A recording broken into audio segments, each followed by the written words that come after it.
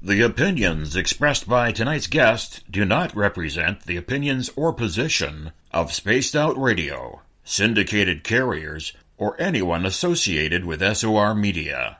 Listener discretion is advised.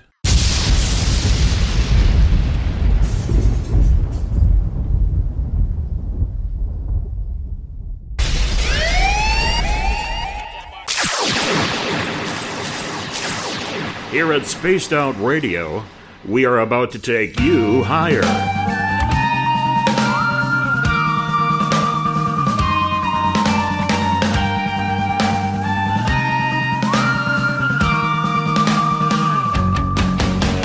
Broadcasting from the Rocky Mountains of Colorado to you listening around the world.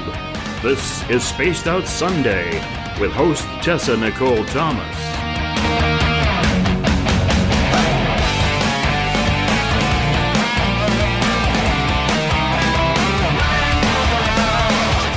You can follow Tessa on our Facebook page at Spaced Out Radio, on Twitter at TessaTNT, and you can subscribe to her YouTube channel.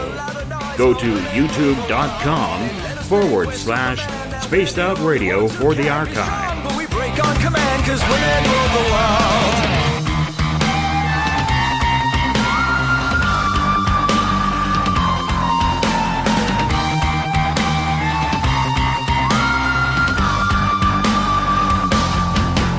Buckle up, space travelers. Let the countdown begin. 9,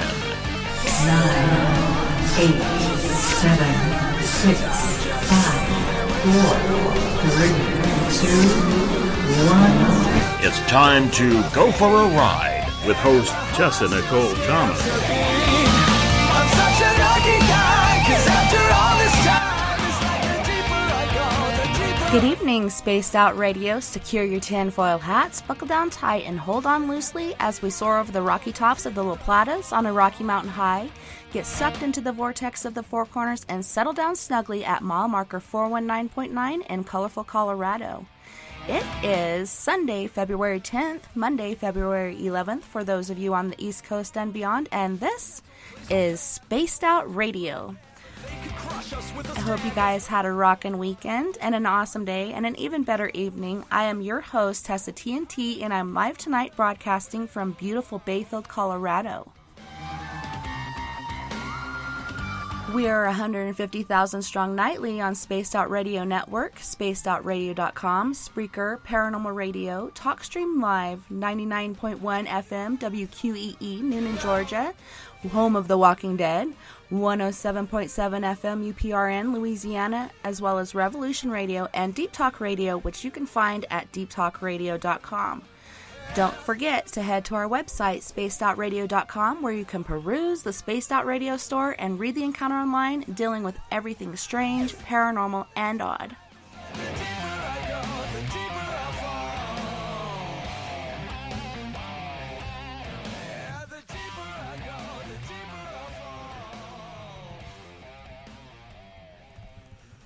So tonight I have a treat for all my guys and gals out there. Tonight we will be talking to the lovely and talented Miss Corrine DeWinter. And Corrine is a lifelong seeker of the paranormal, from her first Ouija Board session with her mother at 13 years old to the recent graduation from Mediumship Classes at the Kera Center. She strives to find the truth in the midst of life's illusions and to help others on their journeys. You can find her books and artwork at www.corinedewinter.com. She's also a naturalist, a philanthropist, a metaphysical seeker, artist, and the founder of Small World Fund for Children. She's also a radio host for Supernatural Radio, which you can find on Blog Talk Radio. And she lives between this world and the next. Corrine also does Tesla purple plates, which is pretty amazing. I have one in my back pocket right now, and we're actually going to be giving some out tonight for those of you in the United States, as shipping is so much for Australia and beyond. But Corrine, welcome to the show. So great to have you back. Oh, thanks, Tessa. It's good to be back. So we were speaking earlier, and you were saying that there's been a lot of activity in your household with all sorts of odd things happening.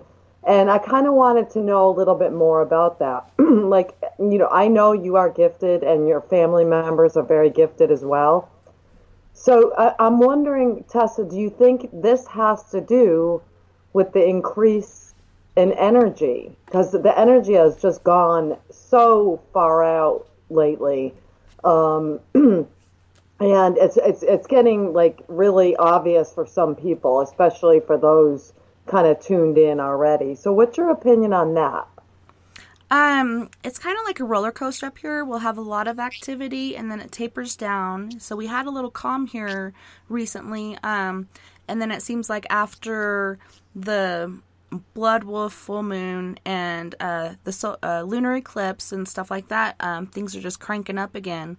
And I've heard that from a lot of different people around, that all kinds of different things are happening to them or around them, and so that's been interesting. I don't know if it's associated with that eclipse or not.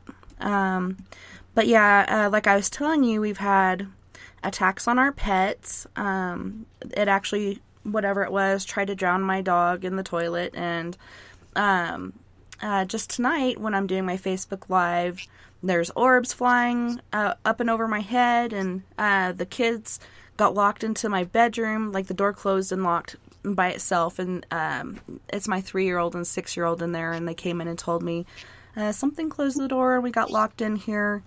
My husband just recently, while I was doing the show in here, heard kids running and playing and roughhousing in the living room or front of the house area, and he got up to go check it out, kind of out of his sleep, and went in there to see if it was the kids, and then realizing the kids were in bed with him, didn't find anything, went back to bed. It woke him up again. He went out to check. Nothing was there. And then when my teenagers got back, they went and spent the night on the ranch. When they got back, their rooms were trashed. Like, things were ripped off the wall. The trash was scattered. And the funny thing is, like, the curtain got ripped off of Davy Joe's wall, and the same pins that were holding his curtain up were holding speakers up. The speakers were still up, but the curtain was down. So that was odd. And things that our little ones can't really reach were ripped down. And so he knew it wasn't the kids. And so I went and bought some more sage and Palo Santo, and we did that. And it was really quiet for a while, but like I said, it's starting to amp up again. So it's been pretty interesting. I'd say. I mean, really, I mean, if do you guys keep track of what goes on? Like, do you write down the different events that happen and the times and everything?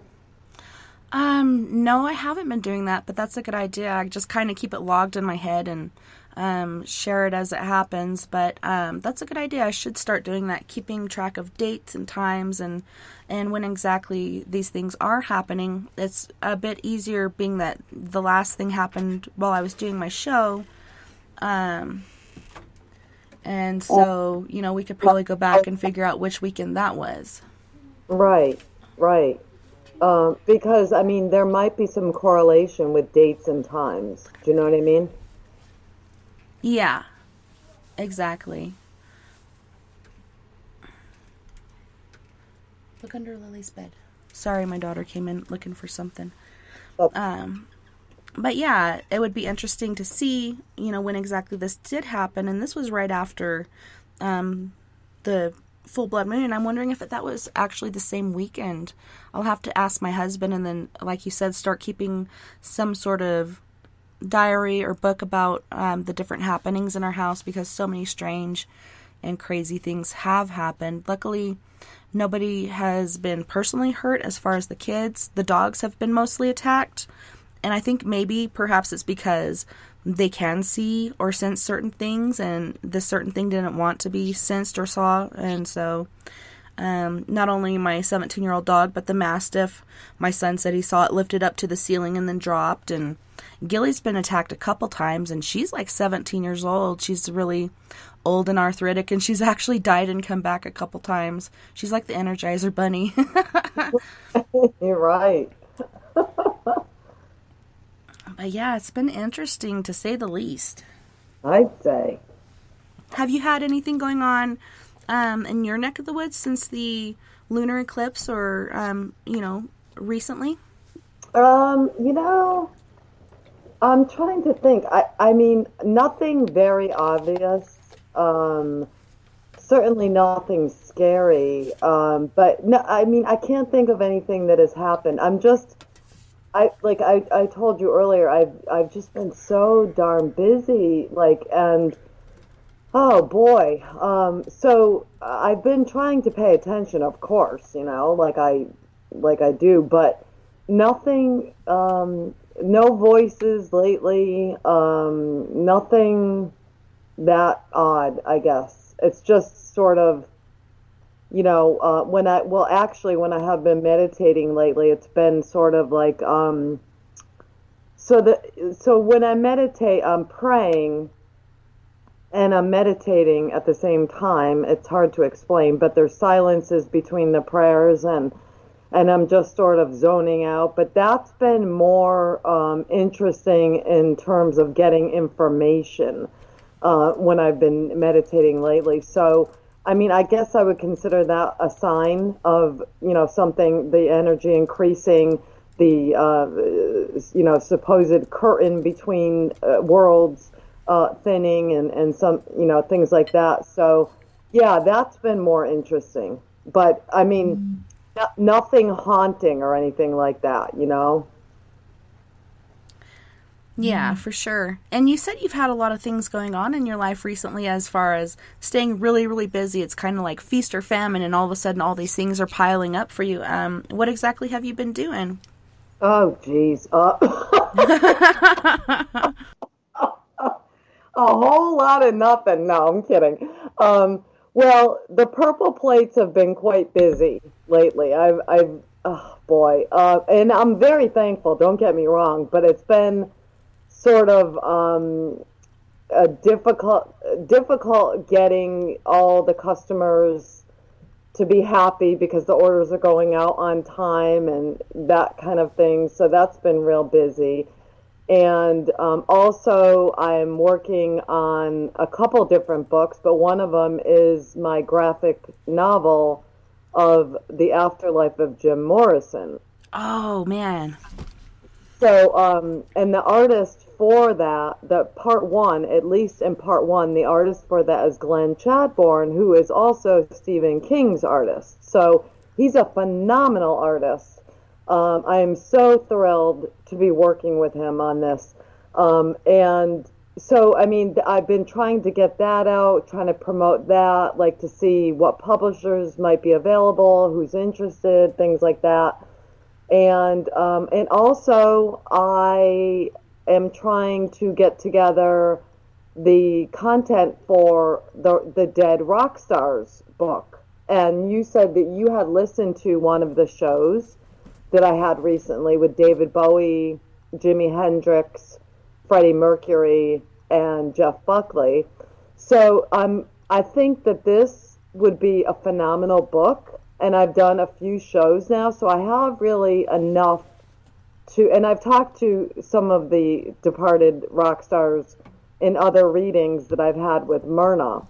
And so I'm going to throw those in there too. So I have enough for a complete book. I have a gal, one of my friends, transcribing the shows for me now. So I want to get that out there before the year's over. So just a bunch of different things, Yeah, that's awesome news. And that's so cool that you do have that epic artist working with you. I can't wait to see it. That's going to be awesome. Oh, it is. Believe me. And it's like, he said to me, he goes, I don't work on everything that's brought to me, but I want to work on this because I really love the story. And of course I was flattered, And so it's really cool. I mean, when you see this and, I mean, I know I'm partial because I wrote it, but I just think it's really cool, So we'll see. We'll see what happens. I can't wait to see it because along with the artists that were on your last show, deceased, departed artists, Jim Morrison was one of my favorites, and I can't wait to see or read your book and what you have to write in there, and also see the artwork. I'm so into not just the writings, but the pictures, and having that artist working with you. That's just epic. That's such good news. Yes, it is good news. You're right, Tessa. It's like I kind of look past things because it's like, how many creations do we begin that never go anywhere? Do you know what I mean? Mm-hmm. So I'm always like, well, can I get excited about this now? I don't know. But it is exciting regardless. So Jim Morrison was actually, I interviewed Jim Morrison on a previous show. And yeah, you're going to love this interview. He was, he kind of gave me, I can't explain it, but he wasn't odd, but he kind of made me feel a little uncomfortable. And you'll know what I'm talking about when you read the interview, or you guys can listen to it too if you look at the archives on my show. But it was a little, but it was great. It was freaking fantastic. But there was something about him that made me feel like, because he kept saying, "Do you know what I mean? Mm-hmm. Do you know?" And I'm like, "Take it easy, right?" Right. But anyways, it was fun. No, it's been just brilliant. You know, this whole talking to these dead rock stars. I love them all. I freaking love them all, you know? Yeah, and they all have these different unique personalities, and you got a lot of really awesome messages in there. And the first one that came through was Jeff Buckley, and I was like, who is that? You know, I was trying to pin down the name, and I'm so bad with names, really good with faces. So I looked online, and it was exactly the same thing that you had read when you're introducing, like, who this person is. But I had read it before I went on because I saw it was, you know, hashtagged who this person was, and I'm like, who is that? And so I wanted to educate myself before I got on there, and the fact that he went swimming with his boots and his clothes on, like, that to me was so weird. Like, I've heard of people wearing their shoes into lakes and rivers because there could be broken beer bottles and different stuff in there. But I'm thinking perhaps when that boat had gone by, you know, the person on shore moved the guitar and the radio because of the wash up that was coming on because of the wake created by the boat. Perhaps that had kind of sucked him in. And being that he was so weighed down by his clothes and his boots, like, he really couldn't do anything to fight that. And that was just, like, so sad how long he was lost there. And, what a way to go. I know. And, well, you know, his father was a famous folk singer. Tim Buckley was his father. And, of course, this was kind of before our time, Tessa. But he... you know, people had always speculated about his father's death. Now, when I asked Jeff about it, he said, no, my father didn't die in a weird way. It's like my father was into drugs and whatever. But Jeff was completely clean. Mm-hmm. And I don't know why one would go into the water with their boots and clothes on. I don't know. It's a very strange situation, in my opinion. But, yeah, there's so many people upset about that to this day, you know, Jeff. And have you ever heard the Hallelujah version that he did, Tessa? Oh, yes. It was freaking epic. That's the same one that they had on Shrek, right? I don't know if he did the one on Shrek or not. I'm not sure. So many people have done it, you know, but his is my absolute favorite. He's just, you know, I mean, that whole Grace album, the last album, was just, every song on there is fantastic, you know. So that was like the going out point, which is like, now do you believe, Tessa, that, because of course when someone dies, everything that precedes the death seems ominous in some way. And yes, Leonard Cohen was the creator of that song. He wrote Hallelujah, but other artists have done it. Mm-hmm. But I mean, everything becomes ominous after someone dies. You're like, oh, the last thing they said to me was, don't forget about me, or whatever the case may be. But do you think, Tessa, that we know when we're going to die? Like, we have this inherent knowing that we're going to die in, like, say, the next week or 2 weeks or something. I think some of us do. Like, I hope I don't, but my mother was one that did. And she actually, we were in Arkansas at the time, but she went to a conference in Denver, and she went up to Mount Evans because that was her maiden name. And then she came down to Cortez, where I spent most of my younger life, and visited the Mesa Verde ruins. And my mother was able to not only see but talk to the dead. And she went down into one of these little kivas, and she came upon 3 medicine men doing some sort of ritual. I guess she interrupted it, and they got upset with her. When she came out of the hole, my dad said she looked as white as a sheet. And after that point, like, she was just basically driving white-knuckled, thinking all the cars on the road were after her.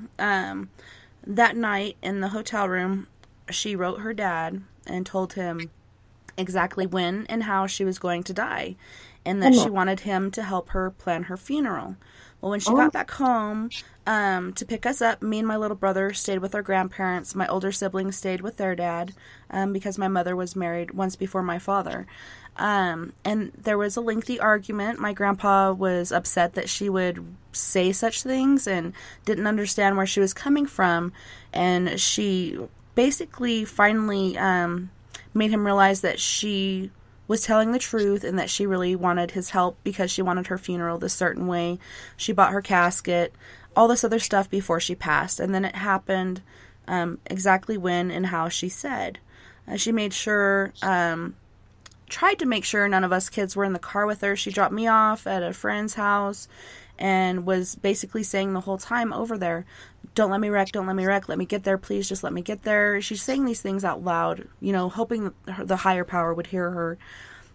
She dropped me off. I didn't go in the house. I sat in the car and I cried, and it's raining, and then all of a sudden the clouds clear up, it's not raining anymore, and I just had this kind of sense of release, or I wasn't sad anymore. And I went in the house and it was total utter chaos. Everybody's running around screaming, grabbing things. "We gotta go, your mom was just in an accident." And we went to the site. As we pulled up, the ambulance was pulling away with her in there, and my sister and this other girl were laying on a white sheet on the road. And my sister had actually run with a broken hip to the payphone. She doesn't remember any of this, but she ran about 20 feet to the payphone, called, and let us know what was going on and where exactly we were, which is basically right down the road from where our house was, is where she got hit by a guy who was at a bachelor party the night before, drank too much, was still intoxicated, and basically took her life. She was alive for a couple weeks, but she wasn't there. She was kept alive on life support. She was awake, but she just wasn't there anymore. She was afraid of my dad. She didn't recognize anybody. And when they took her off of life support, she was no longer there. So she knew, and to the point where she didn't want me or my younger brother or anybody else with her, but my sister, being the teenager she was at the time. "Mom, I really want to go." "Well, you have to sit in the back seat." And, you know, she did receive injury, but she didn't pass, but my mother did. But that would really freak me out, just to know when and where it was going to happen. You'd think, I'm just going to stay in bed all day, you know, but then it's going to happen no matter what you do, you know. When it's your time, it's your time. Wow, that's an incredible story about your mother. And when your mom, if you don't mind me asking, when your mom was confronted by, did you say Native Americans, that they were mad that she went into somewhere? Or I'm sorry, maybe I misunderstood you, but what was that about? Yeah, it was the Anasazi ruins, Mesa Verde, right outside of Cortez, Colorado. And man, I've been there so many times in my life, and one of the first times I went was with my school class, and I had this anxiety, like, am I going to see it too? Is it going to take me? But, you know, I went, nothing ever happened, and my uncle was so obsessed with the place, like, he took us so many times, we actually started getting tired of it. But that's when she first started talking about when this was going to happen and how it was going to happen. My brother, to this day, okay, going back in history, my mom claimed that she saw the devil in her bedroom. He came in He was wearing a really nice suit. He was like the most gorgeous man she'd ever seen, and he had hoofed feet. And they had a long, lengthy conversation. Well, after my mom had passed and my dad took it really hard, so he was drinking all the time, doing coke and hanging out with hookers, he ended up sending us, we moved from Arkansas to Florida, he ended up sending us to our grandparents' house, which is my mother's parents. I ended up staying in her room, and I, experiencing different paranormal things as a kid and having really vivid nightmares, was told by my father this certain line, when you wake up from a bad dream, just say, God stands before me, Satan fall behind. And this one particular night, it all started with, I think it was the night before, laying there in bed, trying to go to sleep, and all of a sudden I see this light coming through my window. And I'm hearing this chattering, kind of chanting noise, and little, drums and different stuff happening. And so I creep down the side of my bed, and at the end of my bed is the window, and I kind of slowly peek my head over, and I see these little things. They remind me of gremlins, really slick skin, big ears, small in stature, dancing around this fire. Some of them have drums, some of them have little spears, and they're dancing around the fire doing this chattering, chanting thing, and all of a sudden they all stop and turn and look, and luckily I ducked back and jumped under the sheets, and you know how you pull your sheets up to right below your eyes so you can still kind of see what's going on unless you don't want to see? So I pull the sheets up, and you could see the shadows getting closer on the wall, and you could see them at the window, and they're chattering back and forth, and then they leave. The very next night, I have this very vivid dream, and my bed is tilting, like the head of my bed is going up in the air, and the bottom of my bed is like tilting down, down, down. And at the end of my bed, there's an opening in the floor, and there's fire in this hole, and the baseboard of the bed is about 4 or so inches below the mattress. So as I'm sliding down the sheets and sliding down towards the end of the bed, I'm putting my thumbs on one side of the baseboard and my fingers on the other, just holding on for dear life because I don't want to fall in that hole. And all of a sudden I wake up, my sheets are all messed up, I'm at the very end of my bed, and I'm thinking what a crazy vivid dream that was. It seems so real, but obviously I woke up and my bed is normal except for being messed up, and I'm at the end of the bed. And then all of a sudden, instead of smelling that sulfuric smell, I smell this sweet smelling, like a cigar. And I'm like, well, that's not my grandparents. My grandparents smoked velvet tobacco. They rolled their own cigarettes. I'm like, what is that smell? And then I realized somebody's in my doorway. And I didn't have a door. I had these like lace curtains that were tied back. And I slowly turn my head and I look, and there's this man standing in my doorway.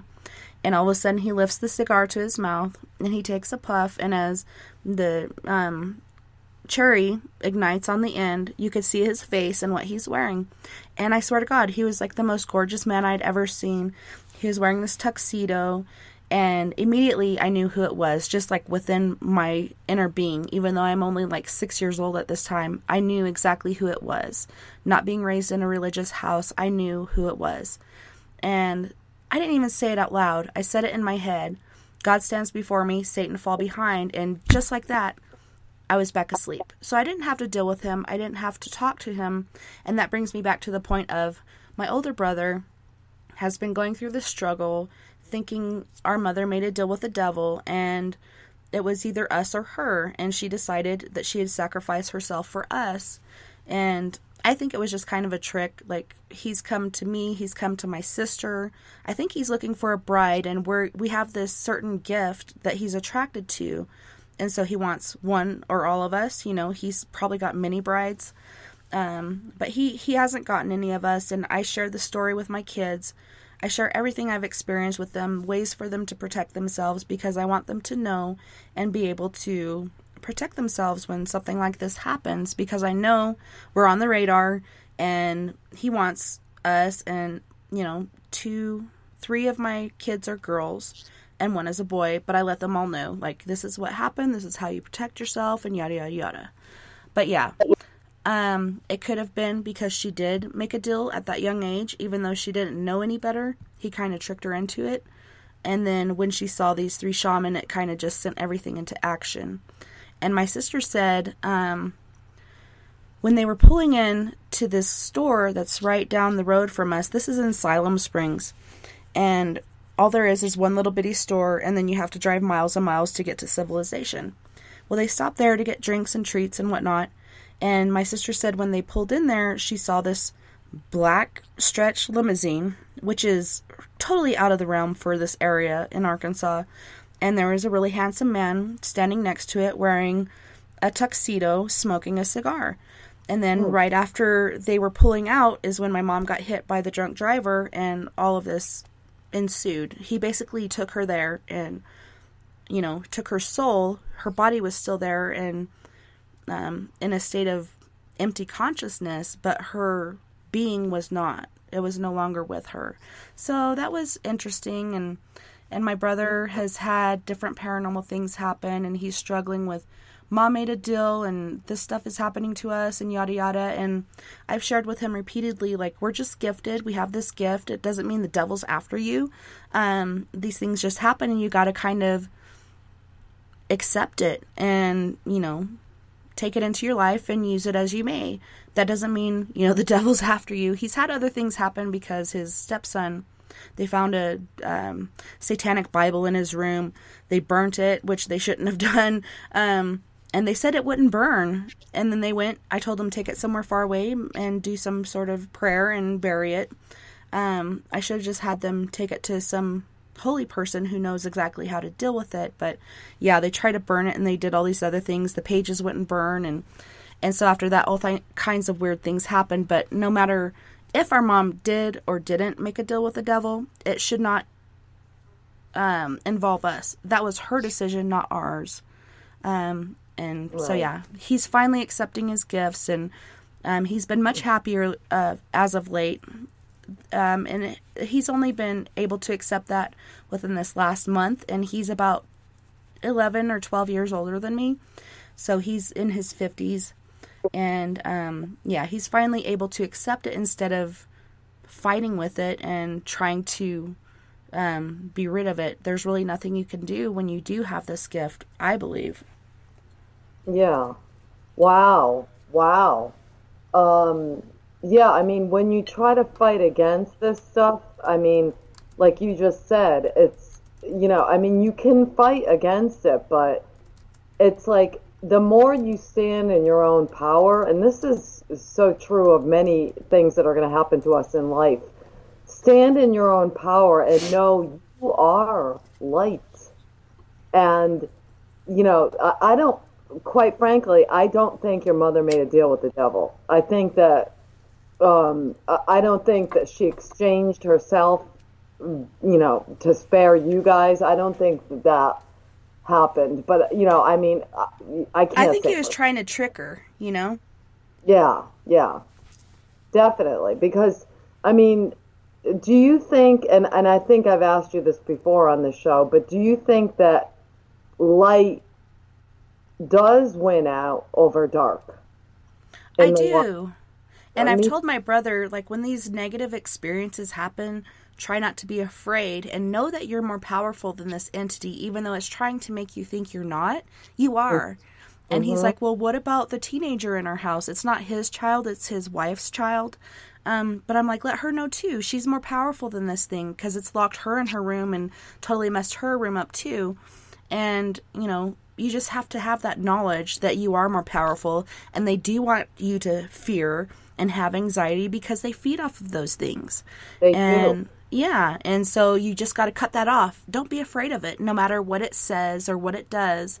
Don't fear it. Just, like, you know, flip it off or be like, whatever, I'm more powerful than you. And one time when I saged my house, I was like, and don't come back, you know.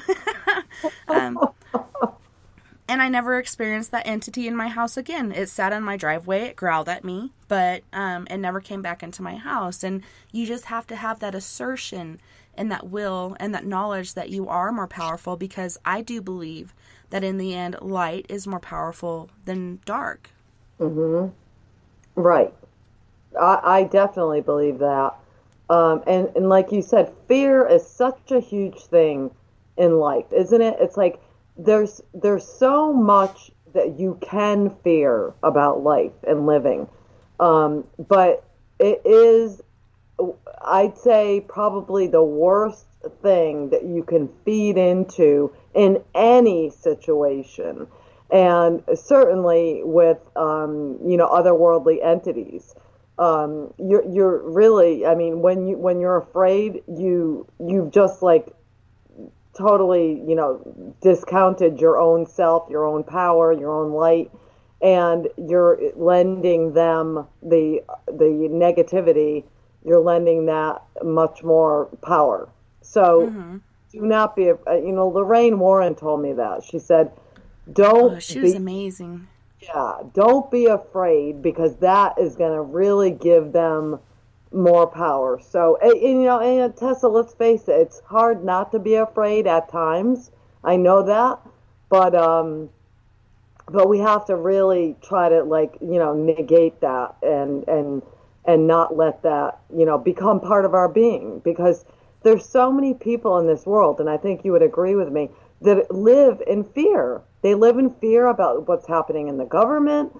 They live in fear about other people, just living human beings. They live in fear, period. They're like afraid constantly. And it's like, that is not living. That is like, you can't do that, and it's easy for me to say you can't do that, but hopefully people will come to realize that that's just, it's nowhere. It brings you nowhere, and it keeps you stuck in this, miasma of crap that is like useless to anyone's being, Yeah, and I totally agree with that. And I think the biggest fear for people is the fear of the unknown. And my kids come to me all the time, Mom, I'm scared because I saw this ghost, or I'm hearing voices and this and this and that and that. And I'm like, don't be afraid. We're all going to be spirits someday. And do you want somebody to be afraid of you when you're trying to communicate or trying to get help? Like, don't be afraid of it. It's okay. And, always come to me with these things. I'm not going to ever tell my kids I don't believe them, because I do. I believe what they tell me. And I remember being a child, and after moving into my aunt and uncle's house and sharing these stories with my cousin, which is now my sister, because I was adopted this last May by my aunt, which was awesome. I'm so grateful for that. Yeah. But I'd tell her the stories, and then she'd run and tell her mom. And my mom, my adopted mom, she is still afraid to this day of the paranormal. She doesn't want to hear anything about it, of what I'm doing in paranormal investigation and ways I'm helping people. She's like, I don't want to know, and I don't want you saging my house, because she's hardcore Christian, and she doesn't believe in sage. And I'm like, this stuff has been around for centuries. Like, this stuff actually really does work. And she's like, not in my house, Right. Although it could help with certain things. So we were going to sage while she was gone, but I couldn't bring myself to do it because it was against her will. But yeah, she fears it so much, and she would tell me she didn't believe me. I was just making it up, and that really, really hurt me, because I know what I saw, I know what I experienced, and I know it was real. And for her to say that, and that she didn't believe me, just kind of put that tinge of self-doubt in myself. Did that really happen? I know it happened. Like, I was there. I remember how it affected me.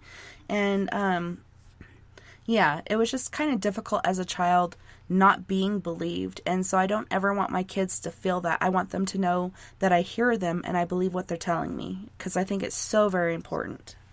Oh, yeah, definitely. It always amazes me when hardcore Christians or, Catholics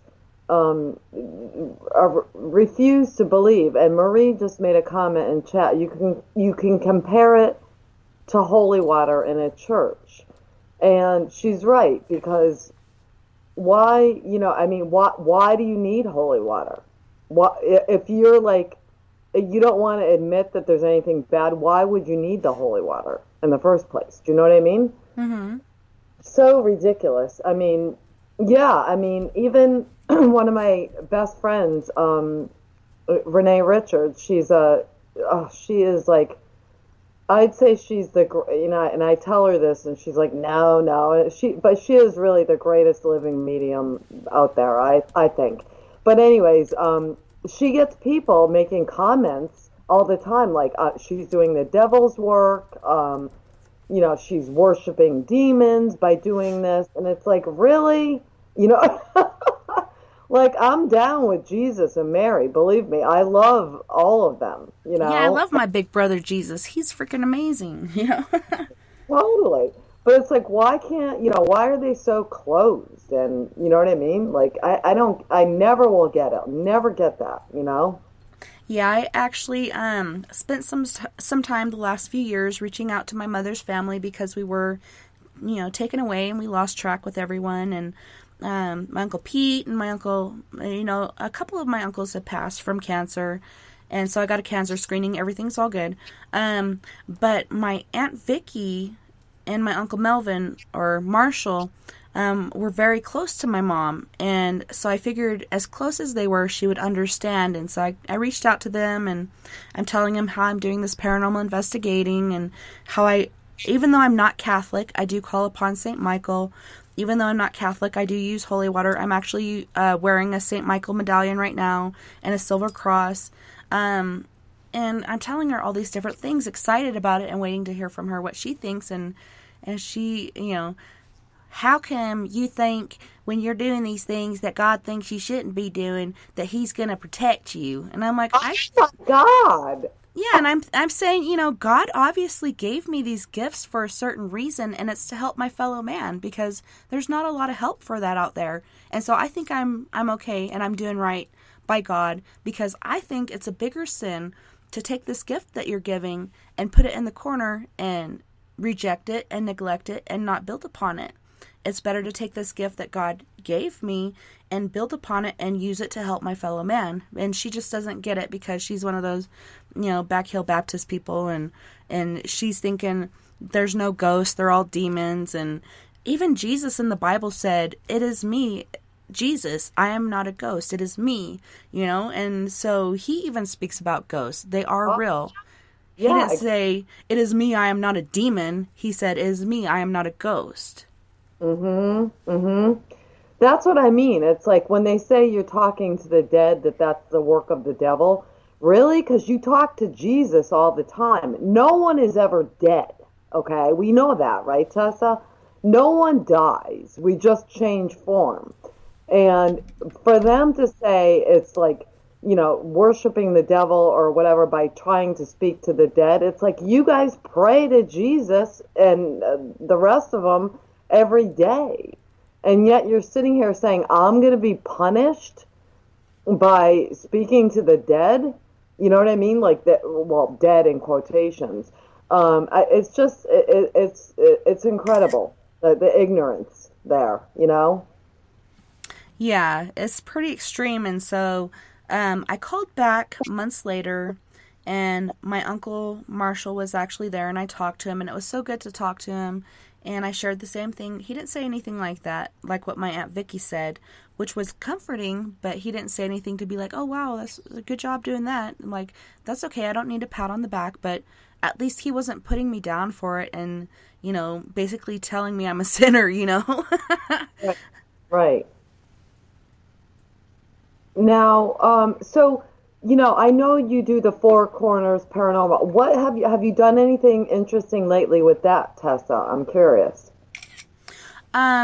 We've got a case that came up with a furniture store, and they have things moved around, and they hear voices and different stuff going on with that, but we haven't gone there yet. We used to go out and do fun stuff together as far as just going on hunts just to have fun, but we've been so logged down with all of these different people having different things happening in their lives that we've been kind of busy with that. One of the last ones that I went on, I've actually had to skip out on a few because I was compromised, and I learned from the last one that I went on not to go out when I'm compromised because things happen. And this particular one was just up the road from me, and it was in the backyard of a Catholic church, and I pull up to this house, and I'm like, I'm not feeling anything. Generally, when I drive by a place or I pull up to a place, I automatically get this feeling what's going on in there, and I wasn't sensing anything, and I'm thinking, okay, well, maybe she's having activity that I'm not picking up on. Maybe it's not a bad spirit. Maybe it's okay. And so I go in, I give her cleansing kit that she'd purchased. I went around and saged her house. I didn't do anything to protect myself beforehand because I didn't sense anything. And I'm carrying my tourmaline in my pocket and wearing my cross. And I feel protected, but I didn't, call upon St. Michael or anything like that. And then, so I go through, I sage her house, I tell her the steps and how it's all in your intent, and, you're the master of the house, you're the one who needs to put your foot down and tell this thing to leave. As I'm leaving, I don't sage myself because I've been in the sage smoke the whole time, like pretty enveloped in it, so I feel like I'm safe. Later that night, I change out of my clothes, tourmaline's still in my pocket, put into my pajamas. About 30 minutes later, whatever it was very pissed off at me, jumped into my body and took over. I said all kinds of terrible things to my family. I broke my $1,700 camera. I threw my coffee down the hallway. All kinds of random, horrible, different things. I come to behind the wheel of my car, and I'm wondering where I'm going. Not only that, I'm wondering why I'm not wearing any clothes. So immediately I'm like, I need to go home. I need to go home. And so I turn around and I go home. And I'm driving down the Buck Highway at this point, going towards Ignacio, which is reservation for the Utes. And so I go back home. My husband and my kids are locked in the master bedroom. And I'm like, okay, this is probably for a reason. So I get back into my nice fuzzy pajamas. I lay down on the couch and I watch TV to go to sleep. Next morning, my husband comes out and wakes me up, and he's not angry at me. He's actually very, very disturbed and concerned, and he's like, are you okay? I know that wasn't you. Not only was it not your voice, but that was not your face. And all these different crazy things. The thing never came back. The lady never called me back. I think everything went well in her house. She finally got a grip on it and did what, I told her. But this thing was pissed off, so it basically punished me by punishing my family, and sending me down the road. Luckily, I wasn't pulled over, being stark freaking naked. But yeah, that in itself taught me not to ever go out when I'm compromised, because the night before I couldn't get to sleep. I was so excited about going and helping this lady. I couldn't sleep, going through all these scenarios in my head. I got up, I was really tired, so I made bad decisions. I didn't protect myself before I went in, and I didn't protect myself when I left. The only thing I had was the tourmaline in my pocket, and I felt like that was sufficient, which it wasn't. So there's been several times since then that I send the team to go, and I don't go because I'm compromised, because not only could I be harming myself, I could be harming my team, and I could be harming the person we're trying to help. So I've learned that. Right. Wow, that's incredible. Jesus. So I guess from now on, you're always going to sage yourself and protect yourself in every way, shape, and form. Yeah, I ain't going to skimp. That's for sure. Oh, man. So one of the things I would like to do tonight, Tessa, is Christopher, who's in the chat right now, Christopher, he's had some pretty incredible things that have been revealed to him, and dreams and whatnot. Can we actually hear from him about what's been going on and what he's been able to discern in the past few weeks about, his destiny, so to speak? Yeah, that'd be awesome. If he can call in, I can answer it on my phone, and unless Skype, the newest update, has it to where we can have conference calls again. If not, I'll answer it on my phone and put it up to the mic and then in my ear, and we'll go from there. Yeah, okay, good. Yeah, because I know that he's told me a few things in private messages, but I think there's much more to, he's figuring out right now that there's much more to these clues that he's been getting. So I find it very interesting. Yeah, it is. And, you hear ho-hums and stuff from different people like, oh, here we go again. But I think he's actually onto something. And I'm like, don't listen to the peanut gallery. Do what you feel you need to do. And of course, we have financial difficulties where we can't go overseas or these other places that he's wanting to go. But, I mean, if he goes, I think he should have somebody with him because it's good to travel with someone. You should never go by yourself. I agree. And there's different places that I told him he can go. You can go to the library and look at their archives. You can do all this different stuff. But let me put the number in here. I think he has it, but let me put it in anyways. Okay, thank you. But yeah, he's had all kinds of really interesting stuff. Yeah. 1-800-TessaNome Show. That gnome's awesome. He makes me smile. The constant energy, the tight turn, Oh, sorry. the bustle of the city. Okay, so I think that's him right here. Accept. And it is Christopher. Hold on, let me put you on speaker really quick. Speaker. Okay, hey Christopher, how's it going? Going all right. I muted my radio, too. Good job. Yes, I've actually had more experiences as of recently since I last talked to you. Yeah, fill us in. tell us what's going on, Chris. Past week and a half or so, my dream experiences have been pretty muted because of other stuff I spoke to Corrine about it, but I wish to keep private. But the other night, it came roaring back. My ability to dream and remember everything. I dreamed, I was switching back and forth from the 60s and the present.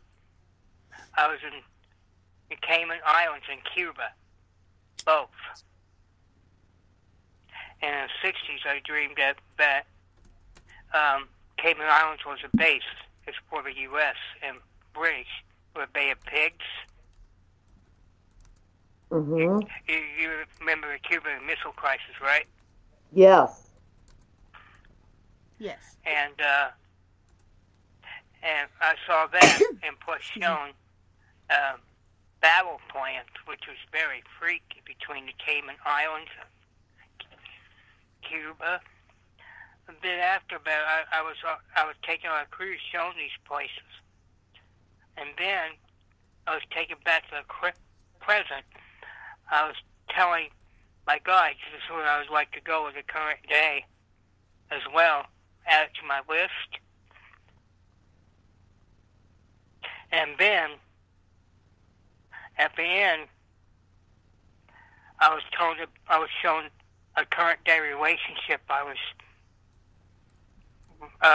looking into between the parties, and I was told it was over. Which was, and right before I was told that, I was flying up in the sky, watching this beautiful purplish pink sunset over Cayman Island. And I was shown this relationship that part of my life was over. It was really freaky.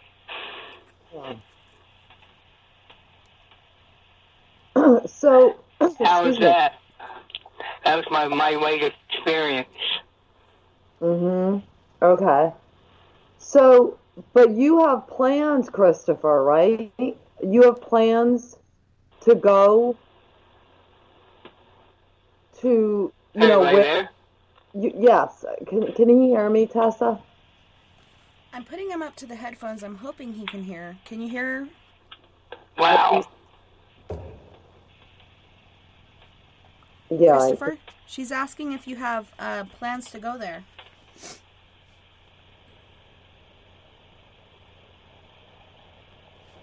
Chris, she's asking if you have plans to go there? Or maybe he can't hear Tessa.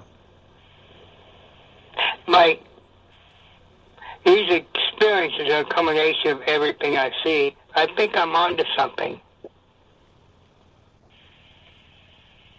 Right. So, but you do have plans to travel, right, Chris?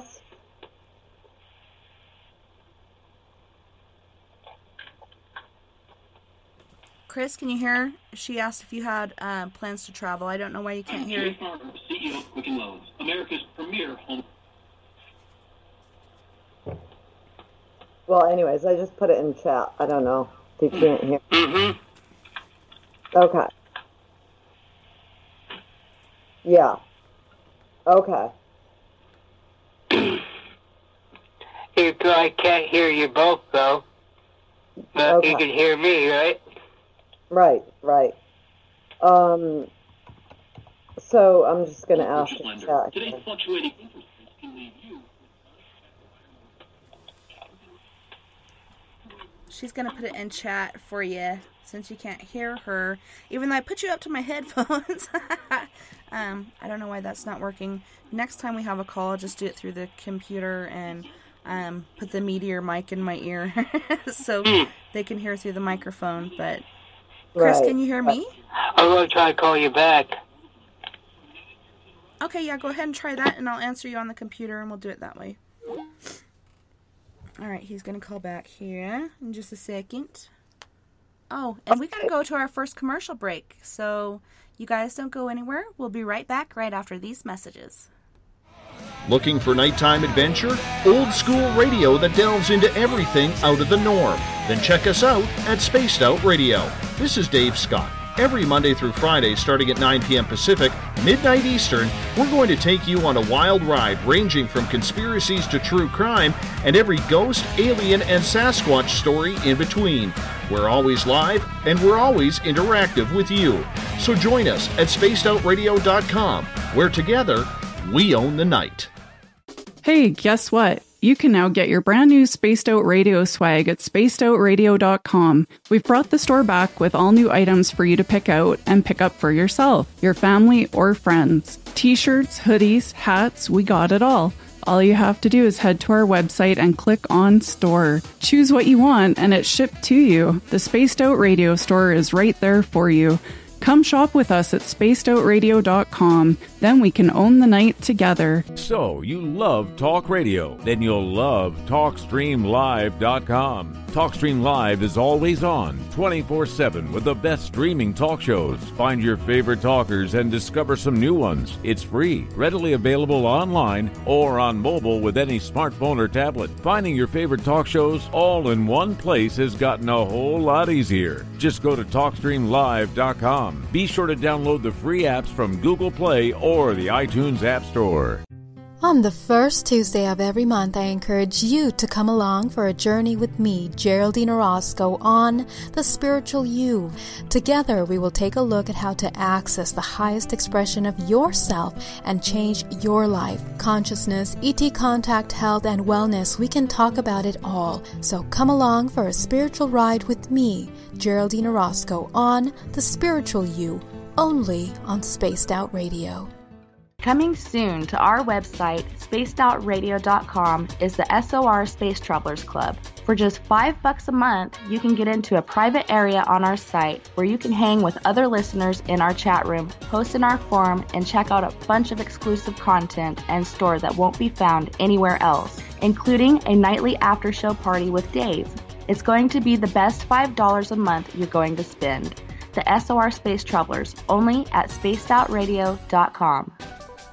At spacedoutradio.com, we have a little bit of everything for you to stay up late. So while you're there, check out our SOR Newswire, where our team brings you stories of the weird and strange to the WTF from around the globe. News on Bigfoot, UFOs, paranormal, Darwinian-type crime tales. It's the stories that the mainstream media usually won't touch. Well, we got them all on the SOR Newswire, only at spacedoutradio.com. If you're heading to Vancouver, make sure you stop by the official bar of Spaced Out Radio, the Moose Vancouver. It's the place to party in YVR. At the corner of Nelson and Granville, the Moose Vancouver is always up to speed with a kitchen staff that serves great food. All food on the menu, $6.95 to $8.95. There's a reason the Moose Vancouver is recognized as one of the hottest spots on the West Coast. Get your horns up for the Moose Vancouver. Hey, this is Canadian Paranormal Investigator Mike Moore. The third Wednesday of every month, I'll be teaming up with Dave Scott to bring you Ghosts of the Great White North. Each month, we will bring on guests from across Canada to discuss their ghostly encounters. Canada is a paranormal hotbed with stories you've never heard, so we're going to bring them to you. So get comfy on your Chesterfield, grab a donut, and join us, eh?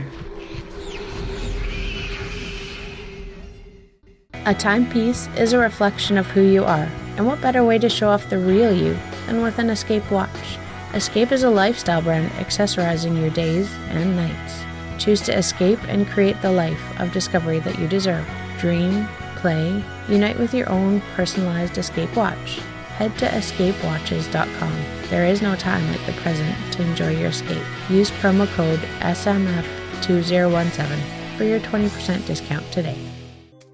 We're bringing scientific thought to the paranormal. Hi there, this is Spaced Out Radio scientist Chris Cogswell. Join me, Chris Zuger, and Dave Scott the second Wednesday of every month, where we break down the who from the woo when it comes to everything paranormal. We'll investigate and try to bring sensible answers to those straight and sometimes outlandish questions people have. Hey, not everything has an answer, but we'll do our best. Listen in to Reality Paranormal only on Spaced Out Radio. Hello, this is your guitar man Ron Bumblefoot Thal, and I have to tell you, I love the response I get for Little Brother is Watching from Spaced Out Radio fans. It's amazing how music can inspire and make people think deeper about what's going on in the supernatural world. You can head over to my website, bumblefoot.com, to check out my music, my guitar workshops, my touring, even check out some of the hot sauces that I'm working on. And make sure you keep on listening, because with Spaced Out Radio, you know Little Brother is watching. Looking for a place to advertise at a very reasonable cost? Look no further than Spaced Out Radio. SpacedOutRadio.com has an advertising tab that you can click to check out our daily, weekly, and monthly packages to play on the radio, or our website including social media. From commercial spots to banners, we have it all. Check out our competitive pricing today.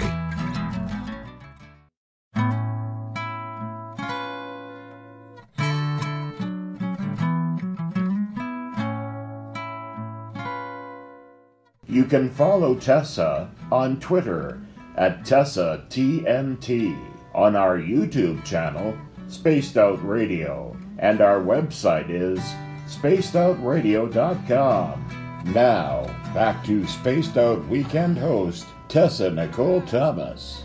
Hear the sound again, voices dancing in my head, smile wide, drowning slowly as the echoes rise.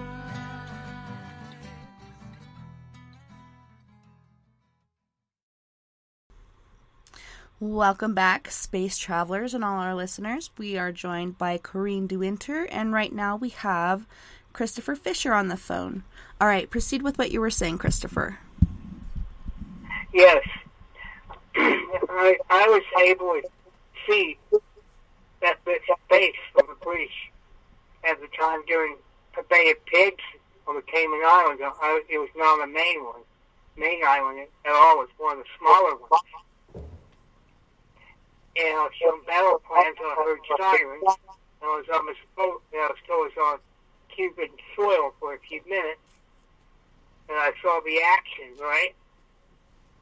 And at the end, it felt scary being in this crisis. Then they took me back to this island, and then I astral flew, which was freaky, to the main island, which is called Grand Cayman. It was right above this church. It was painted in white, so it was gorgeous, reddish purple sunset, and also a sunlight on the horizon of the ocean.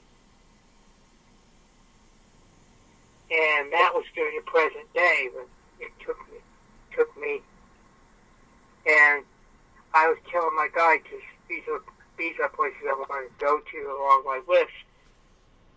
And then I was taken back to here in town. I was told the relationship was over. Not me personally, but the relationship I that I'm close to, which is pretty freaky being told that.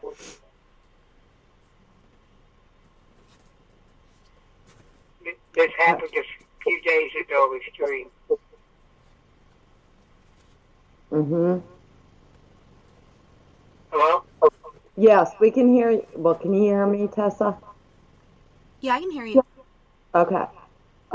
Yeah, well, I just wanted to know what the updates were, Chris, on this whole puzzle that you're trying to figure out here, you know? I think the whole puzzle is that in astral you can go anywhere you want, and you can communicate with anybody you want. It's more than just about me and us. There's a whole world out there in spirit that we can see and travel. Yes. Yes. So how, can I ask you, Chris, how do you think that you have achieved this? What have you done to achieve this, where you're able to travel and see things? I believe I've had this since I was a baby. Because I remember things from being a baby, being about being visited in my first 18 months. I was like in the hospital.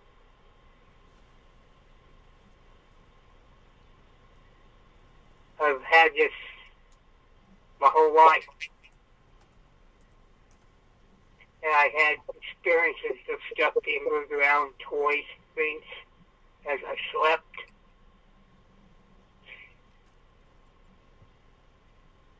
As a child, and I've also been to places with rituals. And I've seen the monkeys cross a few times.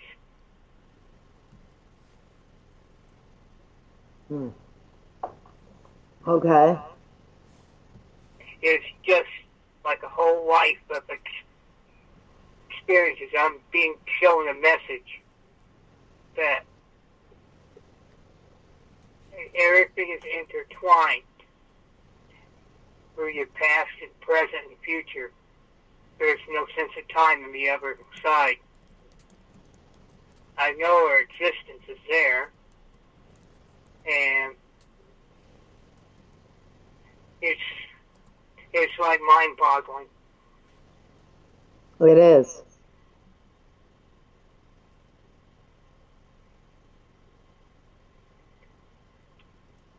Well, go ahead.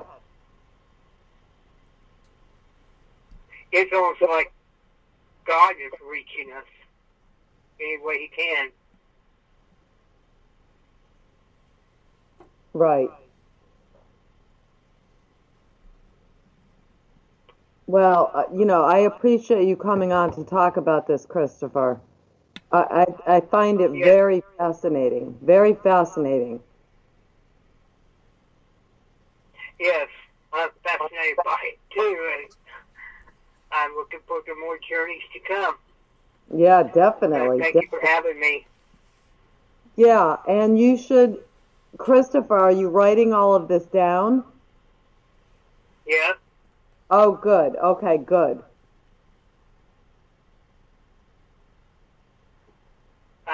I hope you all have a good night, and thank you for having me. Yeah, Well, sure. so much Thank you. Yeah, thanks so much for calling in, Christopher. It was great to hear from you. Hey, you too, and have a good night. Bye. You as well. Bye-bye. But, I mean, I find that so fascinating, Tessa, because of the challenges that Chris faces, okay? And that it sounds like he's always faced these challenges, like from when he was a baby. And, you know, these pieces that he's putting together here, he's naturally leaning into them. He probably always has, as he said.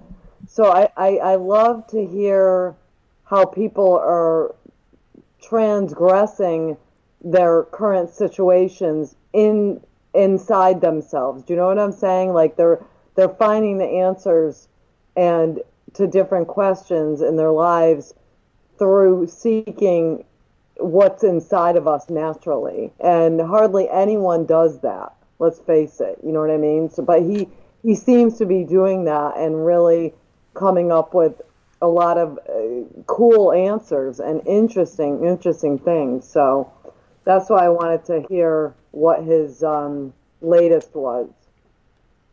Yeah, and a lot of us might just think, oh, it's just a dream and yada yada, but it really can be so much more than that, Mm-hmm.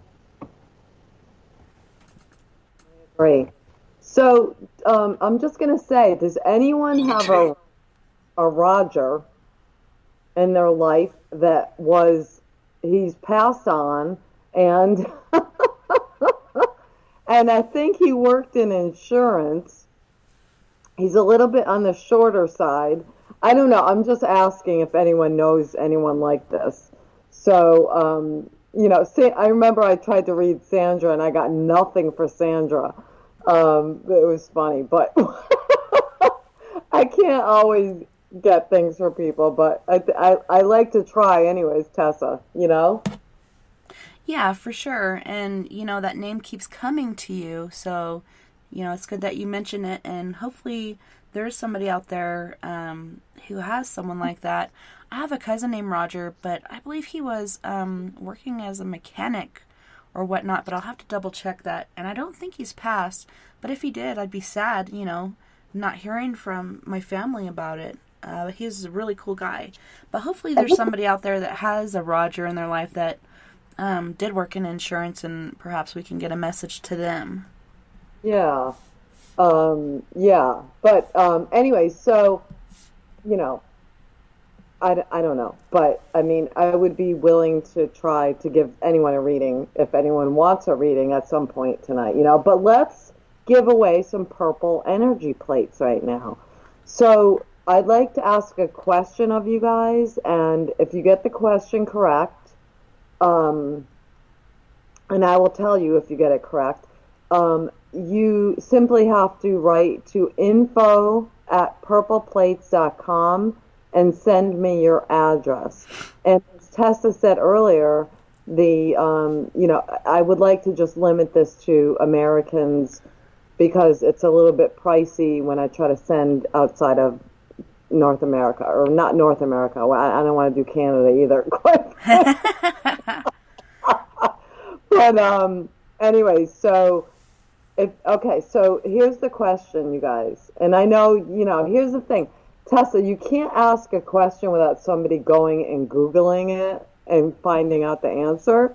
Right.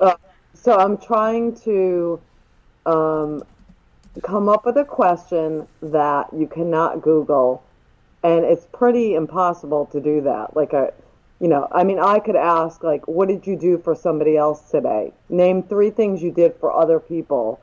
But, I mean, that's going to be kind of, strange. But I'm not sure. Can you think of a question, Tessa?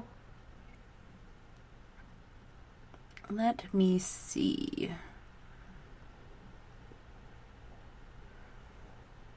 Okay, I have one. It's about space. Good. Okay. How many stars out of the 200 million stars that are out in the universe actually twinkle and flicker and blink? Ooh, that's a good one.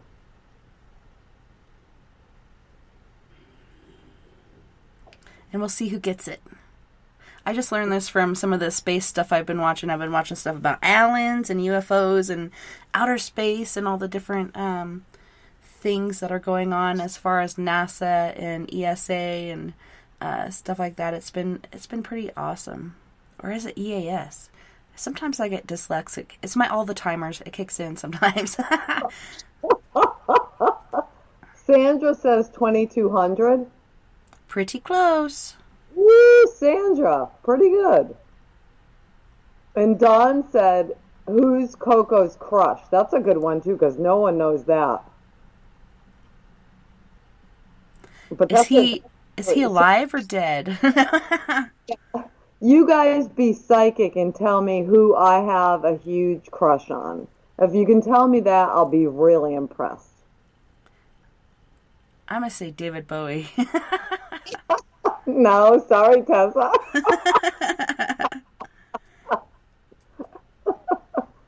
So, FAP 2201? Nope. Nope. You're too hot. Okay. Not Jason Momoa. No, not Elvis. Michael. I do have a little crush, but not a huge crush on Michael. Not Leonardo DiCaprio. Sharon, too hot. You guys got to go down. And I actually just changed my profile picture. I'll type something else in here.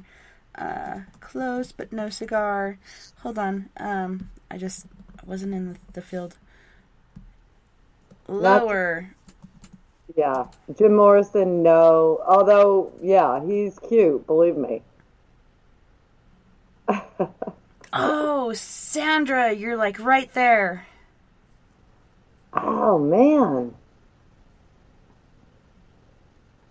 Go up one. 1700s? No, now you're going down too low. When you said 1999, you were just right there, if you know what I'm saying.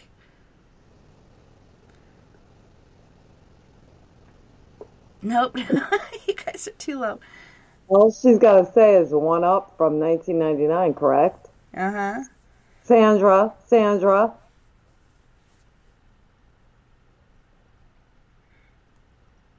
She's trying so hard, I'm going to... 1999. Sandra, just send me your address. The answer, should I give it now? Mm-hmm. Oh, Sharon. Oh, Fap got it. Yes, it's 2,000. 2,000 stars out of the 200 million stars out there actually twinkle and flicker. Oh, wow. Okay. So, Fap, send me your name and address. info@purpleplates.com. Sandra, send me your address. And I know your name, but send me your name and address. And at info@purpleplates.com. And who else really wants a purple energy plate? They are amazing, you guys. Amazing. So, I mean, I love giving them away because what the hell? I mean, everybody should have one. And it's important that you have one. So we're going to come up, if anyone comes up with the name of the gentleman that I am crushing on completely, then I'll definitely send you one. But I don't think anyone's going to know that because I haven't put it out publicly anywhere. Susan, tell me what you did for someone good today. And if anyone wants to tell me what they did good for someone lately, then I'll give you one. Evan. No, not Evan. I like that name, though. I love that name. Not Lenny Kravitz. No, not Jason Statham. Who is he? No, Hemsworth. No, I don't like those guys. Nah. Hey, nay. Nay.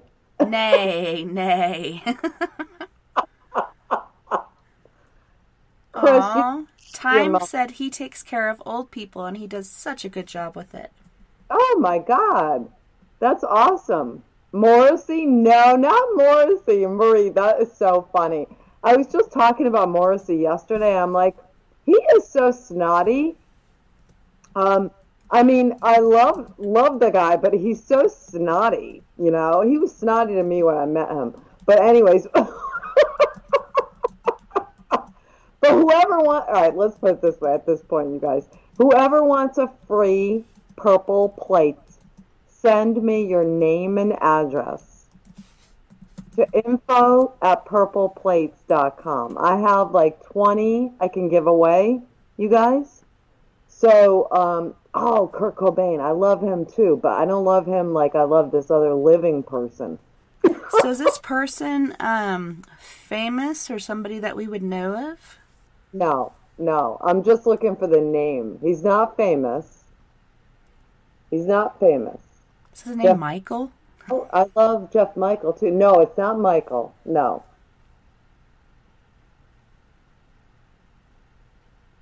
Not Jason Momoa. That guy does nothing for me. I don't like the obviously cute guys, you know? Right. Anthony Kiedis, no. Sandra, no. Carl, no. George? It doesn't start with a T. No. Brad, no. Ugh, definitely not Brad. Adnome said George.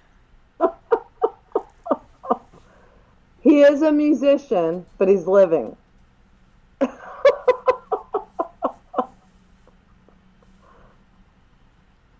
Yeah, Marie says, oh, living, not a musician. He is a musician, you said. Yes, he is. Yeah, but he's not famous. But anyways, all right, whatever. So let's go on. So does anyone have a question I can try to answer for you?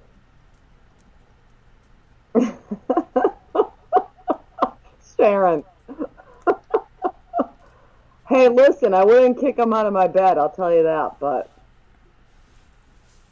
And Brave Sir Robin is like, oh, Sharon said Dave. Brave Sir Robin's like, what are we doing? We're giving away purple plates and we're answering questions to get them. Or you could say a good deed that you did. Right. Bumblefoot, no. Garth Brooks, no. No. Pee Wee Herman. Herman. Ron's right about that, man. Oh, yeah. I on Pee Wee Herman a long time ago. Ron, send me your address, man. Yes, so time is an illusion. Can she do a small reading just to say anything about my dogs who passed? Okay, let me see.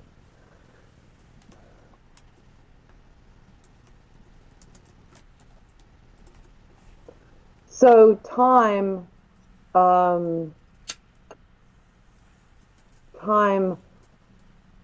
were these were bigger dogs, were they? Like I see like, German Shepherd, bigger dogs, not small dogs, I think. Bigger dogs. If you can answer. But one of those dogs was like to you, they were small. Okay, one of those dogs, was it Chiweenies? Oh shit. Okay, I'm sorry, I didn't mean to swear. But one of those dogs to you was almost human. Like they acted more like a human than a dog, I think. Chiweenies, okay. B, I have a B initial, one of them. I'm not, my specialty isn't animals, I gotta say. Yes, daughter, okay.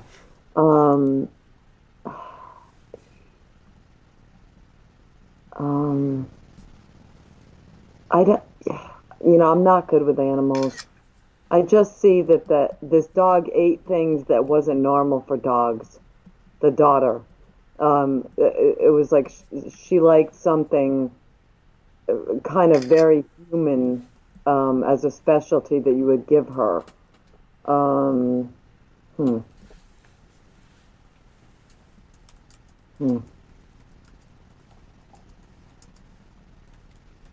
Yeah, sorry, that's it. Now Christopher asked a question and I lost it now. He was asking, and I actually just took a picture of it so I didn't lose it.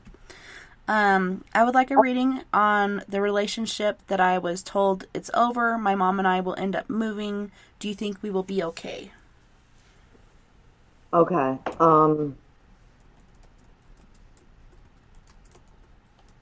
Yeah, actually, I think you'll be better than okay. I think that this is thing that has happened. I see your mom having a more difficult time with it, but essentially you'll be able to pay what you need to be putting out. And also there's a freer sort of more light thing, like atmosphere scenario that's going to come into play because of this. Yeah, you're definitely going to be okay. Definitely okay.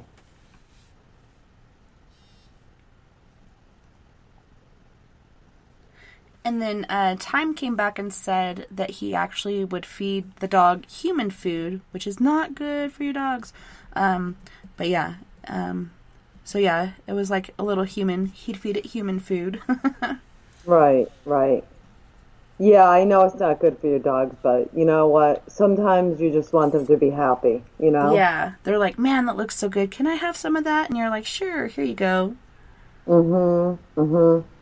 Ooh, Sharon said she has someone who passed named Rogers, or Roger. Okay, so Rogers was the last name, Sharon? And was he like a smaller in frame? And was he working in insurance or something to do with, I don't know. I don't know. Insurance comes to mind. I'm not sure why.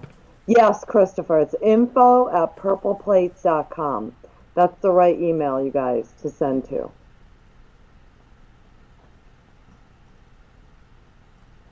You guys have to experience these. I'm not just saying that because I sell them. And obviously I'm not just saying that because I sell them, because I'm willing to give you one for free to let you know how great they are. So I have to agree with that. I have one and it's amazing. It's in my back pocket right now. Yeah. No insurance, newspaper, many, Sharon says. Okay. Okay, so he's in the newspaper. Okay. Was he smaller in stature, Sharon? You're welcome, Sandra. Because I see he's kind of smaller in stature. Died probably, I'm going to say, well, what I'm seeing is he died in his 60s. That's what I see, 68, maybe, 65. He looked younger than he was, though, because he was kind of small. No, okay, thank you. I'm not sure.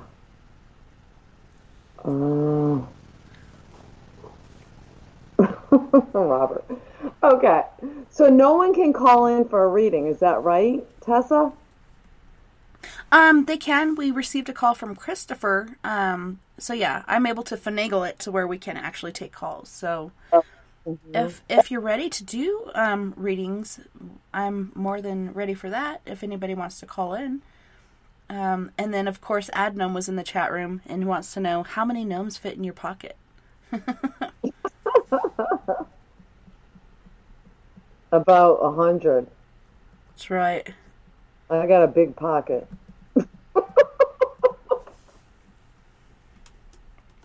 And Robert was saying, sending chills to the plate in my back pocket just because he can. And it's funny when he said that, the plate felt cold. So that was cool. Sometimes it feels really hot, though. It seems to heat up quickly for some people. It's interesting. I think that the longer that we use the plates, personally, I've been using mine for 23 years, that they won't heat up because my energy has changed. And you're going to find the same thing, Tessa, because with repeated use, the frequency of your being actually changes permanently. So you don't have to keep it on you all the time. Like if you have it near you most of the time in the first month or so, your being is going to change. The energy of you is going to change permanently. We've seen this happen with people. So I mean, okay, what's the question, Robin? He's got a good question. Sorry, Tessa. No worries. But yeah, I have to reiterate on what you were saying. When I got mine, I immediately put it in my back pocket. It's still in the little baggie because I don't think that affects it really. But it really did change my energy level. Like, it gave me motivation, made me feel like doing different things that I generally didn't feel like doing. And so it was pretty cool. And like you said, you don't have to wear it all the time. I had it in my snow pants because I was wearing that to work. And had that in there for a few days and then took it out again and put it back in my back pocket so I'd have it on me and get that boost of energy that I was lacking. Mm-hmm. Right.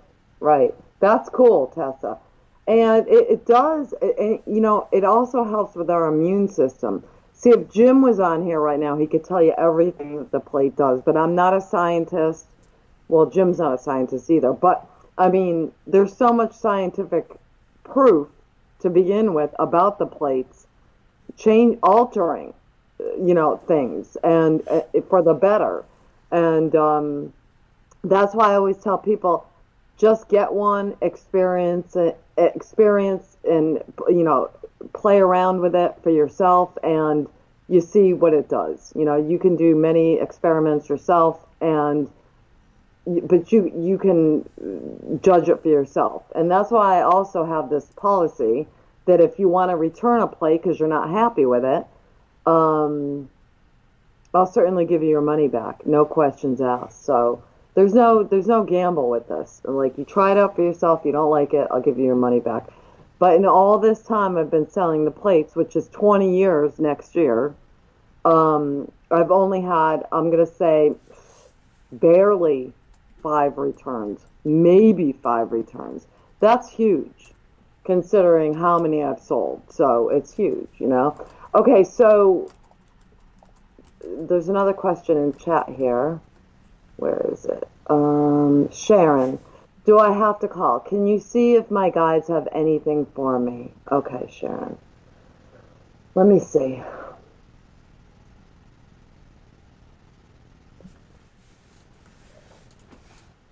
Okay, so Sharon, I feel like that there's something that you could be putting into your diet that is going to be more helpful to your well-being. Among the, I don't know. It's like I see, okay, so what I'm seeing is vegetables and water. I don't know if you have enough water in your diet or you don't have enough vegetables, but something like that. Also, does it make sense, Sharon, that I'm not even sure if you know who your guides are, but does it make sense that there's a middle-aged woman that is one of your guides, and I see like an E name, like either Eleanor or Ellen, Eleanor, and I don't think you knew her in life, but you drink Pepsi all day, okay? Okay, so might you try to drink more water and, eat more vegetables? That's one thing. The other thing is, so I'm getting this middle-aged woman. Oh, sorry. Let me answer this phone real quick, Greg.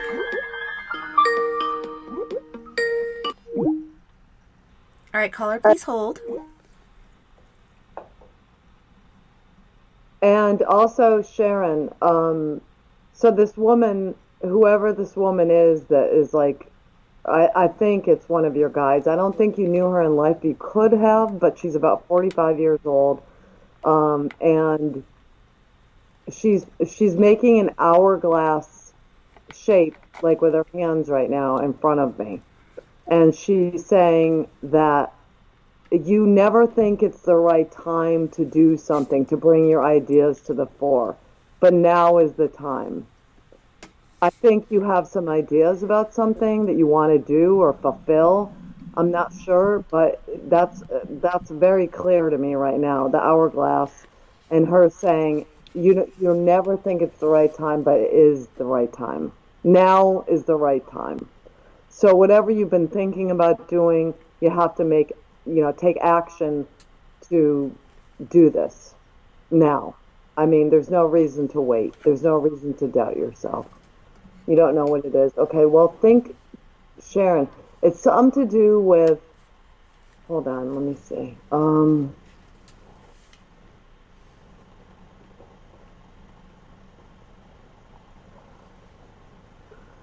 Okay, so when I asked what is it to do with, I see a road. And the road is going past these little shops on the side of the road. What is it? Okay, are you creating? Do you want to create something where these things would sell? Is this what it is? Yeah, it's like something to do with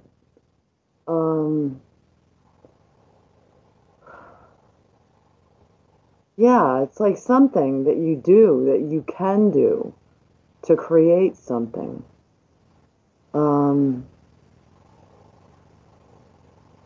Because why would this road be like, I see the little shops on the side. This is like a town that's like kind of a touristy town that you put some things into these shops and they sell. I don't know. Think about it, though. Think about that. It's a touristy town. It's like a beach town or something. I don't even think you're near a beach, but some sort of touristy place that you have an idea about creating something. I'm not sure. But that's what I'm getting. Okay, so I hope that helps, Sharon. Okay, and then we got a caller from area code 425. Who are we talking to? Yeah, it's Robin. Hey, Robin, how's it going? So it's going good. So did you have a question for Corrine? Yes, I do. I just want to know if I'll be going to Vegas in May, because I have an event there that I would like to go to. Okay. So the question is right now, not only should you go, you're asking, am I going to go? But you're questioning yourself, should you go? And also, I think that you will have the money to go, but there's a question of should you go, and I think that you should go.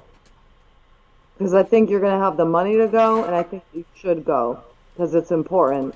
There's interactions there that need to be made on your part. So I say it's up to you if you want to go, Robin. And I think that you should make the plans to go. So.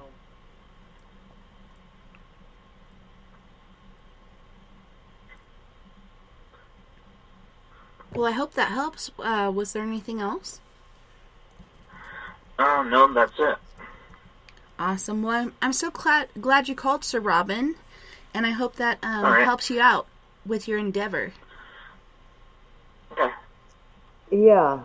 There's nothing stopping him from going. I think the thing that is giving him pause for thought is that should he go? Should he, in fact, go? Am I right, Robin? Yeah. Okay. But you should go. You should definitely go. Okay, I will. Awesome. I hope you have fun. I'm jealous. I will. All right, well, have a good night, Sir Robin. It was so good to hear from you. You too. All right, bye-bye. Bye.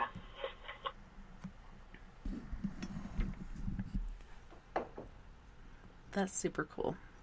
Yeah. I mean, So when he said that, I was like, he can go. He can definitely go. Does he want to go? You know, and it's like when I make plans for a trip, I'm like, I can go, but do I really want to go? Right? Do I really want to do this? Yeah, do I really want to do this? I mean, the plane rides, oh my God. Now, when you Tessa, you know what I'm talking about. It's like, man, oh man, you know? I used to love it as a kid, flying back and forth from Florida to Arkansas or whatnot, but as an adult, oh my gosh. Especially the last time I flew, they put me right against the bulkhead near the captain's quarters and such, and I started feeling nauseous because I felt kind of claustrophobic. I didn't have any free air around me. I had this wall right in front of my face, and I'm looking around searching for this barf bag, and the stewardess is sitting there buckled in her seat just giving me the snottiest look ever, and I'm thinking, girl, if I throw up, I'm going to throw up all over you because you are not helpful at all. Right?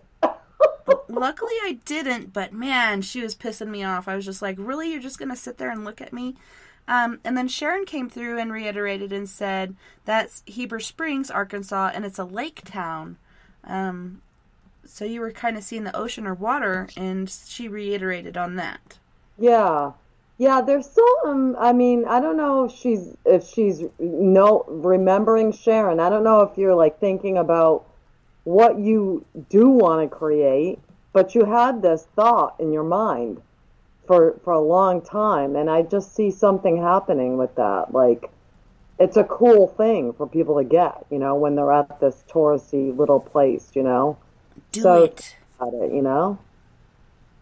Yeah, she should. If she's not doing it already, she should totally do it. Go with that thought. Go with that creative process, and you'd be amazed at what people buy when they're in tourist towns. They're not wanting, you know, the spoon or the little shot glass or the little bell with the town name on it. Like, they want something unique to that area. Totally. They do. They really do. And they'll spend money on stuff, you know what I mean? Like, that never would they spend money on otherwise, you know? So true. So, are you still there? Yes, I'm still here. Okay. Dawn was asking, could I get a general reading too if there's time? Sure. Dawn. Okay, Dawn. So, Dawn, I feel like next to your bed, and correct me if I'm wrong, you can put it in chat here, obviously, but next to your bed, there's like kind of on the table next to there's a table next to your bed, and it's piled up with books. Is this true? Which tells me that you're like a truth seeker. Like, you're looking for, you know, you're looking for information, Dawn. And you're getting a lot of information. Okay. So, you know, and I know that you do find time to read these books. But there's a particular book, and I want to say, I'm looking at next to your bed, and I'm seeing these books, and there's one book that has sort of, it's like this light green stars or something on it. Does this sound familiar? But it's a book that's going to make a big difference to you. Like, it's going to, because I do believe this, Tessa. I believe that some books will change us. They can change our chemistry. They can change our physiology. This has happened to me when I've read certain books. But there's one book that Dawn has that is going to do this for her, for the better, of course, change you for the better. So is there a book that has like sort of green, like this beautiful green, light green star type thing on it? If there's not, then there is going to be a book in your life in the next few months, I believe, that is going to be something that does change your outlook. And the other thing is that, Dawn, So, no, okay, so, Dawn, look for something like that in your travels. Perhaps Someone will give it to you. I'm not sure. But there's going to be some book that comes in and really does change your thought patterns and everything about you. Dawn, if I ask you this, and I don't mean to get personal, but I feel like, I don't know, I see, Dawn, a broken heart with you, and I'm not sure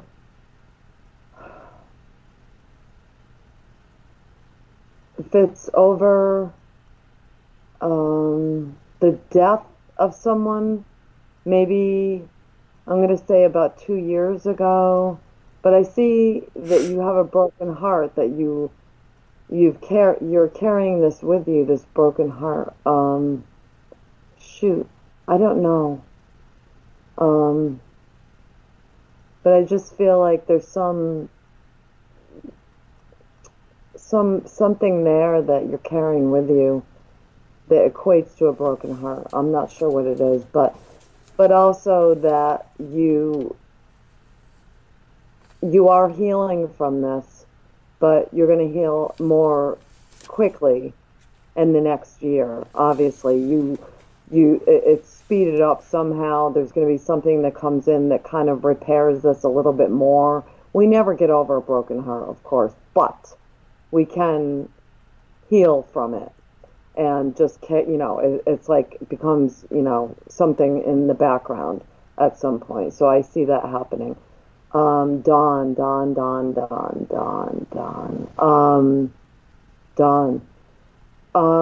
Are you, it could be to do with your health, but there's some real disappointment there, some loss, but I see it getting better. Like, I see it healing over. I see a wave of green and blue over this. So, let me see. Dawn, were you born, like, are you a Cancer? Is your sign a Cancer?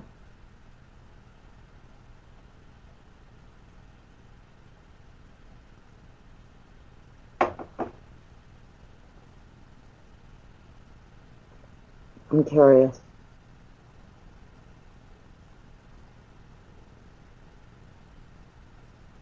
I don't mean to have radio silence here. Capricorn. Okay, I was going to say, were you born? I was going to say, so January is your birthday? Is your birthday in January? Okay. Let me see.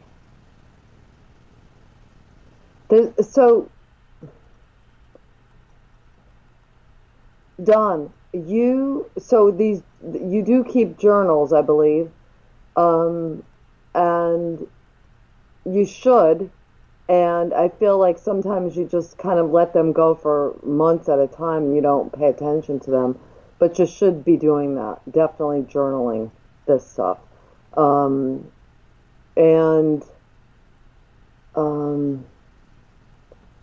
I see, okay, so Dawn, do you know someone named Bill? Billy, Bill, perhaps William. Okay. Is this person, important to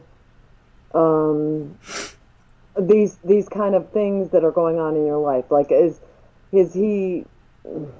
I'm not sure. It's important to get his approval for some reason, I feel. I'm not sure if that's true. But yeah, no, okay. You don't need his approval, okay. Okay.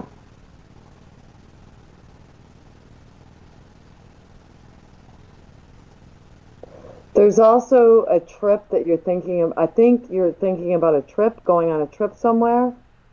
Not too far. But this is also part of my grandfather. It could be your grandfather. Is your grandfather alive? I'm not sure if this is a spirit or a, you know, a living person, but someone you would have needed or need approval from in your life. And there's a trip, too, that I see for you, Dawn. You might not know about it now, but there's some kind of trip that is, it's only about an hour away from you, I think to the west. So, yeah, but it's a nice trip. It's pleasant, you know. He's alive, but went by his middle name. Okay. Yeah. So that's what I have for you, Dawn. If you wanted to ask a specific question, I'll try to answer it. But that's what I have right now for Dawn.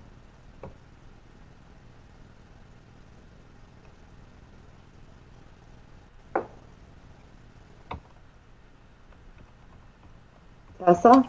Yeah, I'm still here. Yeah. I was trying to catch up in the SOR Space Travelers. But that was a good reading. Sir Robin's like, dance break. BTO is saying William. Is his name William? Talking about your crush. No, it's not William. Dang. Although, not beyond things to have a William at some point. Right? Man. Is it Jason? No. Dang. Does it start with a J? No, it doesn't. No. Holy shnikes. Can we get a hint? I got a crush on Joe, too, by the way. So... Sandra gets another purple plate. Just kidding. I'd love it if Joe called him, but he's not going to. He's too scared. I didn't say Beyonce. I said beyond me, Robin.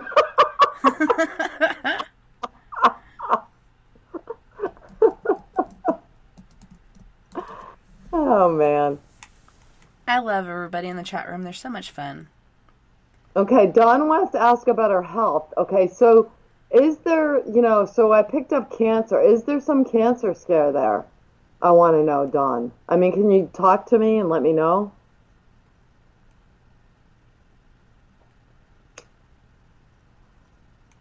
Not that I'm a doctor. I'm not. But I play one on TV. I don't play one on TV either. I mean, when I said, are you a cancer, it was like, is she a cancer or does she have cancer or had cancer? But I didn't want to say that. Not at this point. Okay, thank God. Thank you. Okay. So is it to do, Dawn, is it to do with allergies or some sort of sensitivity to something, I'm wondering?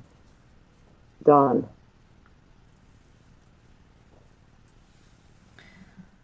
And sometimes you can have different things going on with your body and you're thinking, oh my gosh, it's probably cancer, but it could be an autoimmune disease, which there's so many out there. It doesn't have to be HIV or AIDS. It could just be your immune system going in overdrive and different things like that. Like in my thumbnails, I have ripples going on in my thumbnails, and at first I thought it was because I got my nails done a long time ago in this nail parlor, but it just keeps growing that way. I get these different ripples, and then I'm reading online, which is the worst thing to do because you totally freak yourself out.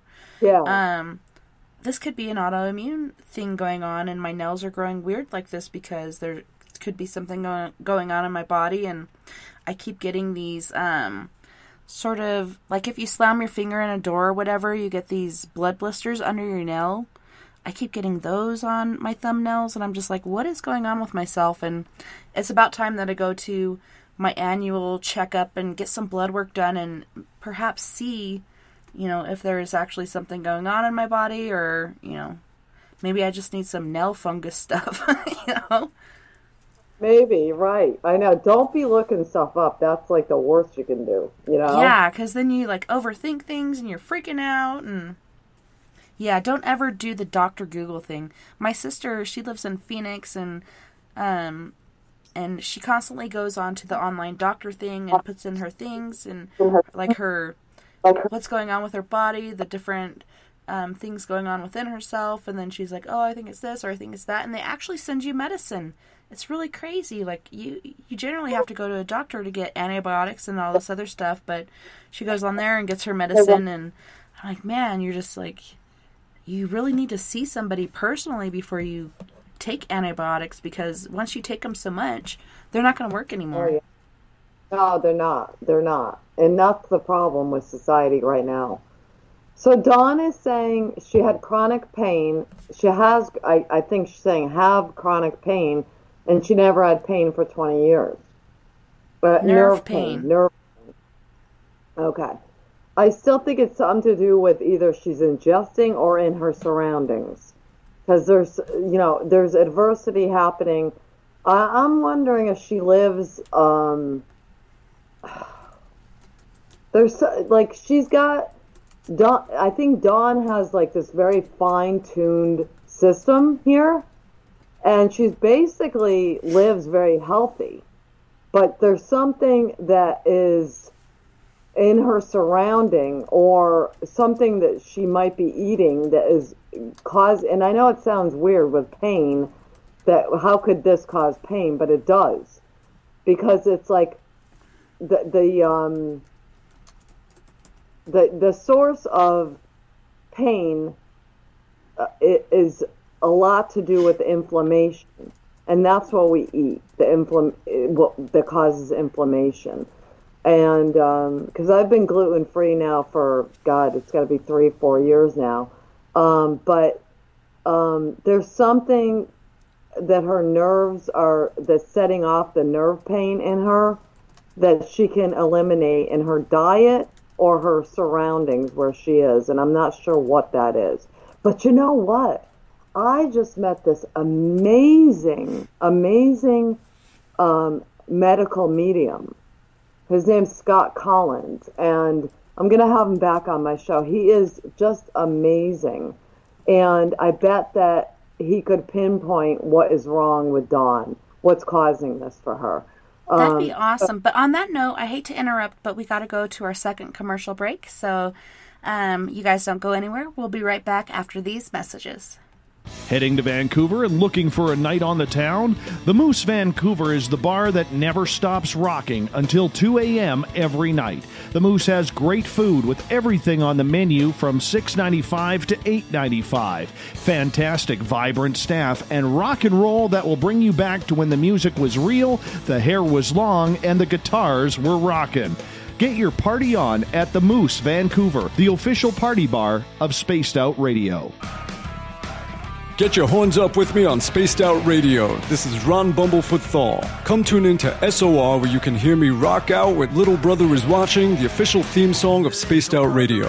And then come on over to bumblefoot.com where you can find out about my tour schedule, my music, and everything else. Bumblefoot.com keeps you up to date on what I'm doing and the best way to stay in touch with my music and music camps. Sign up for my newsletter at bumblefoot.com and remember, Little Brother Is Watching. Looking for the stories of the strange and weird that you will find hard to find anywhere else? Check out the SOR Newswire on our website. Our writers, led by Captain Shirk, are scouring the world for the oddest and most bizarre stories we can find. Everything from weird crime to suspenseful and paranormal. We're working hard for you to bring you the most intriguing news of your day. Check out the SOR Newswire at spacedoutradio.com today. You hear footsteps in the empty room above you. A rocking chair begins rocking by itself. Don't be afraid of the things that go bump in the night. Reach for Spirit Storybox, the iPhone app the Huffington Post UK called the only ghost hunting app you will ever need. Spirit Storybox. The spirits are telling their stories. Are you listening? Hi there, this is Geraldine Orozco from San Francisco's Bay Area Meditation. I invite you to join me the first Tuesday of every month with Dave Scott for Spaced Out Radio's The Spiritual You. In this fast-paced world we live in, it's time for you to take some time for you. We'll cover every possible subject from powerful meditation to healing techniques to your own intuition and spirituality. So come join us for The Spiritual You. The freedom to post what you want, when you want. That's the social media freedom you need. Social Media Freedom is the free app in your app store. No need to worry about going to jail or being shadow banned any longer.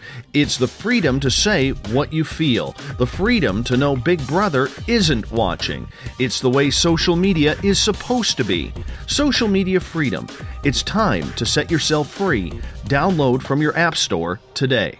You know, it's hard being the bad man of ufology, but that's just the way that I like it.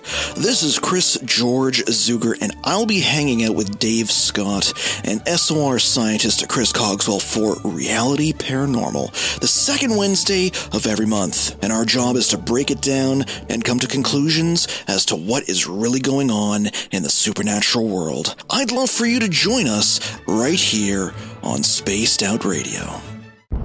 Are you intrigued by Paranormal Talk Radio? You'll love the new Paranormal Radio app from TalkStream Live. You'll find a great selection of talk shows covering UFOs, ghosts, strange phenomena, and much more. Download the Paranormal Radio app now and start listening to the very best in paranormal talk entertainment, including the network you're listening to right now, the Paranormal Radio app, free in Google Play and the iOS App Store. We are getting ready to relaunch the SOR Space Travelers Club at spacedoutradio.com. For $5 a month, you can join us for a plethora of features found nowhere else. Hang out in a private chat room during the show and after party. You can check out some exclusive content and a store specifically for you, as well as a private listener forum where you can post your thoughts, stories, and pictures. The SOR Space Travelers Club, coming soon to spacedoutradio.com. Do you want to know what's really going on in your world? Do you have questions about who you can trust in the mainstream media? Then look no further than the Rebel Planet. Come get the straight answers right here at spacedoutradio.com. Join me, Jamie Sexton, creator of Rebel Planet News, as I fill you in on the stories behind the stories. All you truth seekers, be sure to tune in to Rebel Planet on spacedoutradio.com the third Thursday of every month. Find your escape where time has no limits. It's about living today and cherishing the heritage of yesterday. A spirit of adventure for what is new, with the nostalgia of the past. Your timepiece is a reflection of who you are. Life surrounded by beauty from the world around us to the soul within. EscapeWatches.com. There is no time like the present to enjoy your escape. Use promo code SMF2017 for your 20% discount today. Are you interested in advertising on Spaced Out Radio? Head to our website at spacedoutradio.com and click on our advertising tab.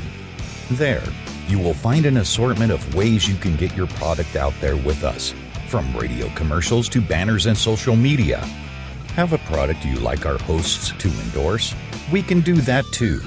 Visit spacedoutradio.com for more details. Hi there, this is Dave Scott from Spaced Out Radio, and I want you to come on a nightly journey. Starting at 9 p.m. Pacific, midnight Eastern, every Monday through Friday, you can come hang out with me and the other space travelers. We have it all from Carl the Alien bouncing on by to those misfit gnomes causing havoc. It's 3 hours of fun and entertainment on those topics the mainstream really doesn't want to touch. Come get all paranormal with us at spacedoutradio.com, and together, my friends, along with our resident guitar god Bumblefoot, we own the night.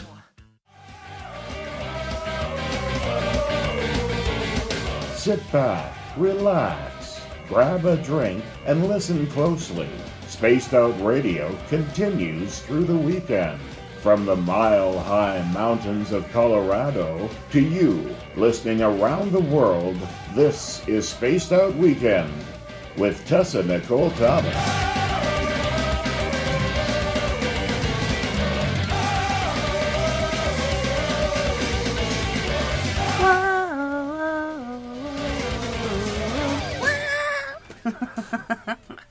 I love that intro. It always pumps me up. I'm like, why is this not the second break or the first break intro? Why is this the second one? You think you get all pumped up for the second hour and then kind of chill down for the third hour, but I love it because it gets me pumped up for the after party. Right. So, Corrine was just saying, if you could call in and she could hear your voice, like, it's so much easier to connect with people when you do hear a voice or you do see someone. And I feel the same way. Like, it's hard to just go by a profile picture or what somebody's saying. But yeah, for sure. Tune into her show, and it's called, what is it called again? Can you tell our listeners?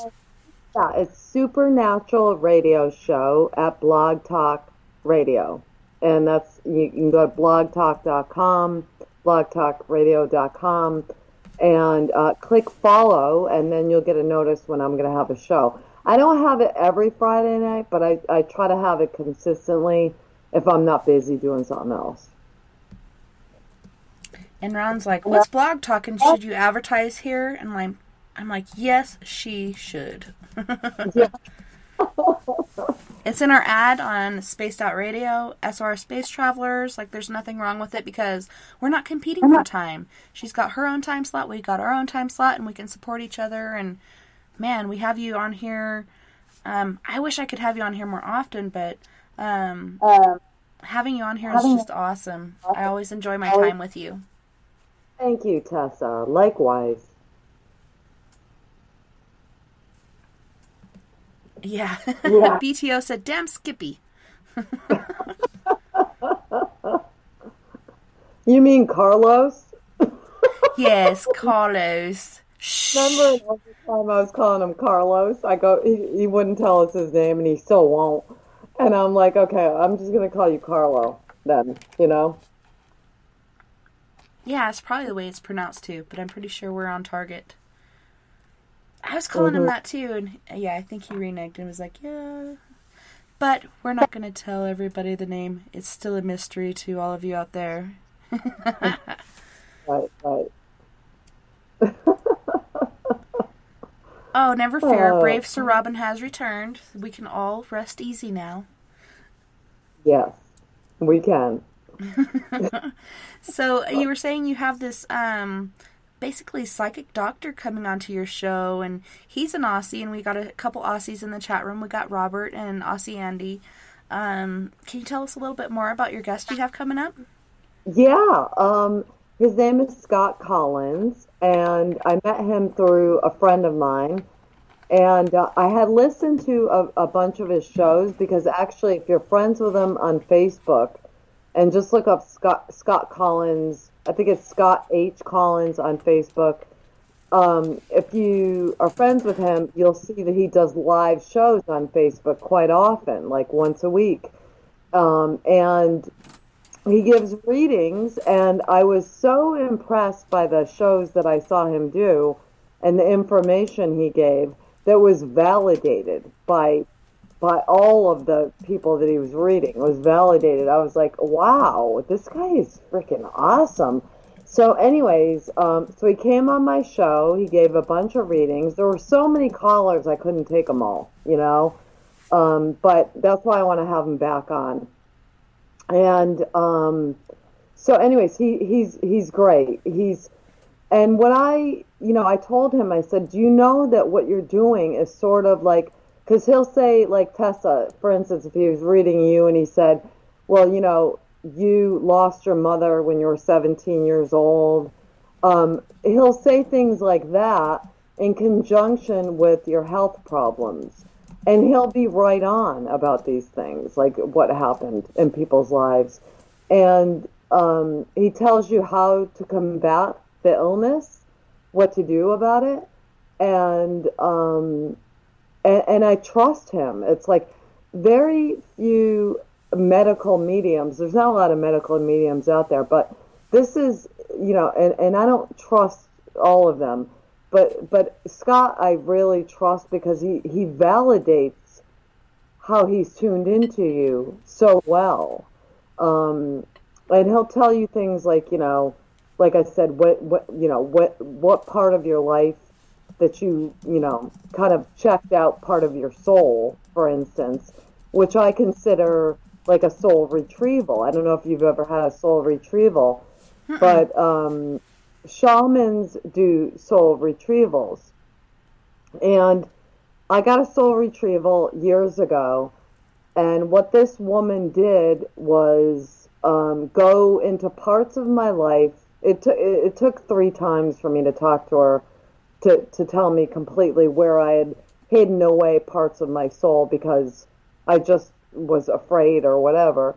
But she told me, this is, you were whatever, 9 years old and you hid this part away. So soul retrieval is basically bringing back those parts of your soul that you have tucked away out of fear or just, whatever the case may be, and bringing them back into your being. And so, it's very interesting that what he does is so much of that shamanistic practice of soul retrieval, although he didn't know anything about soul retrieval, but that's how I see it.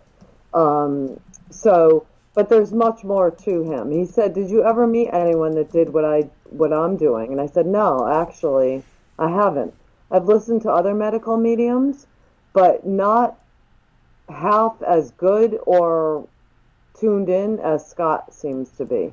Yes, it's Scott H. Collins. Yeah. So he's amazing. He's amazing. So anyways, he's going to be coming up. I'm going to get him back on. And I just had Peter Moon on, actually. You guys have had Peter Moon on here before. He's a friend of mine. And he is all to do with the Montauk Project. And that was like one of his first books, The Montauk Project. And we talked about Preston Nichols, who was part of that experiment, the Montauk Project. And Preston Nichols died this past October. So we were talking all about Preston, the amazing things Preston has accomplished and done, and who he was. It was a really good show. So we had that last Friday. But I do like to do them on Fridays. I can't always do them on Fridays, but I like to try to stick to that Friday when I can. On Fridays at 8 o'clock Eastern Standard Time. Yeah, that's awesome. And that's this coming Friday, right? Not this Friday. Scott is not this Friday, but hopefully the Friday after. Actually, the Friday after that is, what is that, 2/23? That's Vicki John. She's a psychic medium. She's going to be giving readings.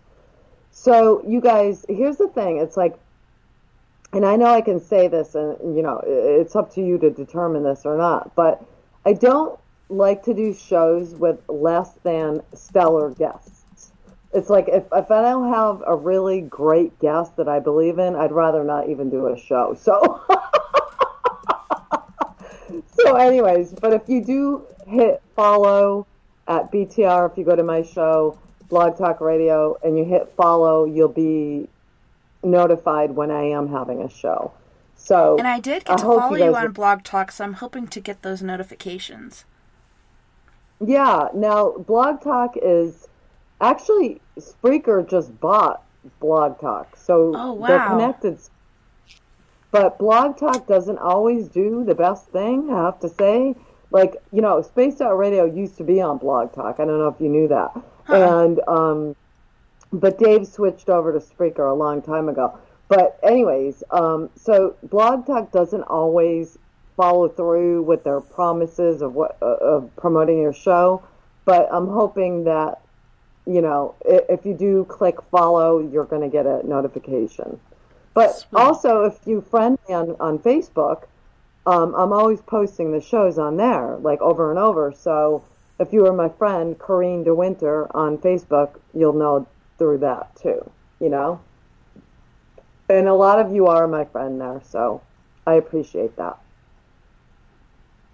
Yeah, I keep getting these friend requests from people, and I try to accept it, and then they're like, nope, you can't accept this friend request because this person has too many friends.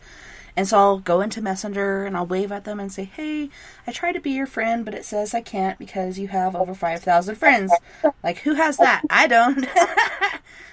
Right. But I wanted to get back to your show you did this last Friday with the deceased artist, and I know you've done several of those, but this one was very intriguing, and I know at first she was saying that Freddie Mercury seemed really quiet, and I think he is perhaps a little sad about how he went out, and, you know, it was quite painful for him. What messages did you receive from Freddie Mercury? I must know, because I'm a huge Queen fan, and, you know, I did listen to the show, but I'd like you to share that with our listeners. Okay, so I asked Freddie who he was hanging out with on the other side, or whatever, however you want to term it, and he said Aretha Franklin. And I thought that was very interesting, because I can see Freddie really loving Aretha Franklin, you know. Also, I asked, you know, of course, did he have any regrets about this life here? And it was like, no, I don't have any regrets. There's nothing. I mean, you know, when we look at full lives, right, Tessa, it's like Bowie. Bowie had no regrets. He said the only thing he would regret is being kind of on drugs and being an idiot to people at times, you know? So, yeah, in his early years. Yeah, and, you know, I was not very familiar with that, I guess. I guess I know what he's talking about now, but I wasn't very familiar with how he was a jerk because, I mean, or could have been a jerk, but I'm always like, I always looked at Bowie as just being so, man, it's like Michael Jordan in the sports world. Never did anything to make anybody, you know, look down on him or think he was a jerk or anything like that, you know, so I found that interesting. But I think mostly when, you know, and I ask this of all the rock stars, do you have any regrets in this life? Is there something that you didn't do that you wanted to do? But most of them are like, no, I don't have any regrets. And I think that's what that state that you get to, that state of grace that you get to on the other side or in the other realms, hopefully you get to that space. You know, it's like, God forbid, Tessa, if you were to go tomorrow, would you have regrets? I mean, would I have regrets? I'm not sure. I think that I might at first say, well, I didn't do this and I didn't do that, but then you realize that, you know, no, I mean, it is what it is, right? I mean, not to use that stupid expression, but I mean, we do the best we can with what we have, and we explore, we learn, and that's the way it is. So yeah, I'm trying to think of what else Freddie said though. Talked about Mary. What else did he talk about? I can't remember, Tessa. Do you remember?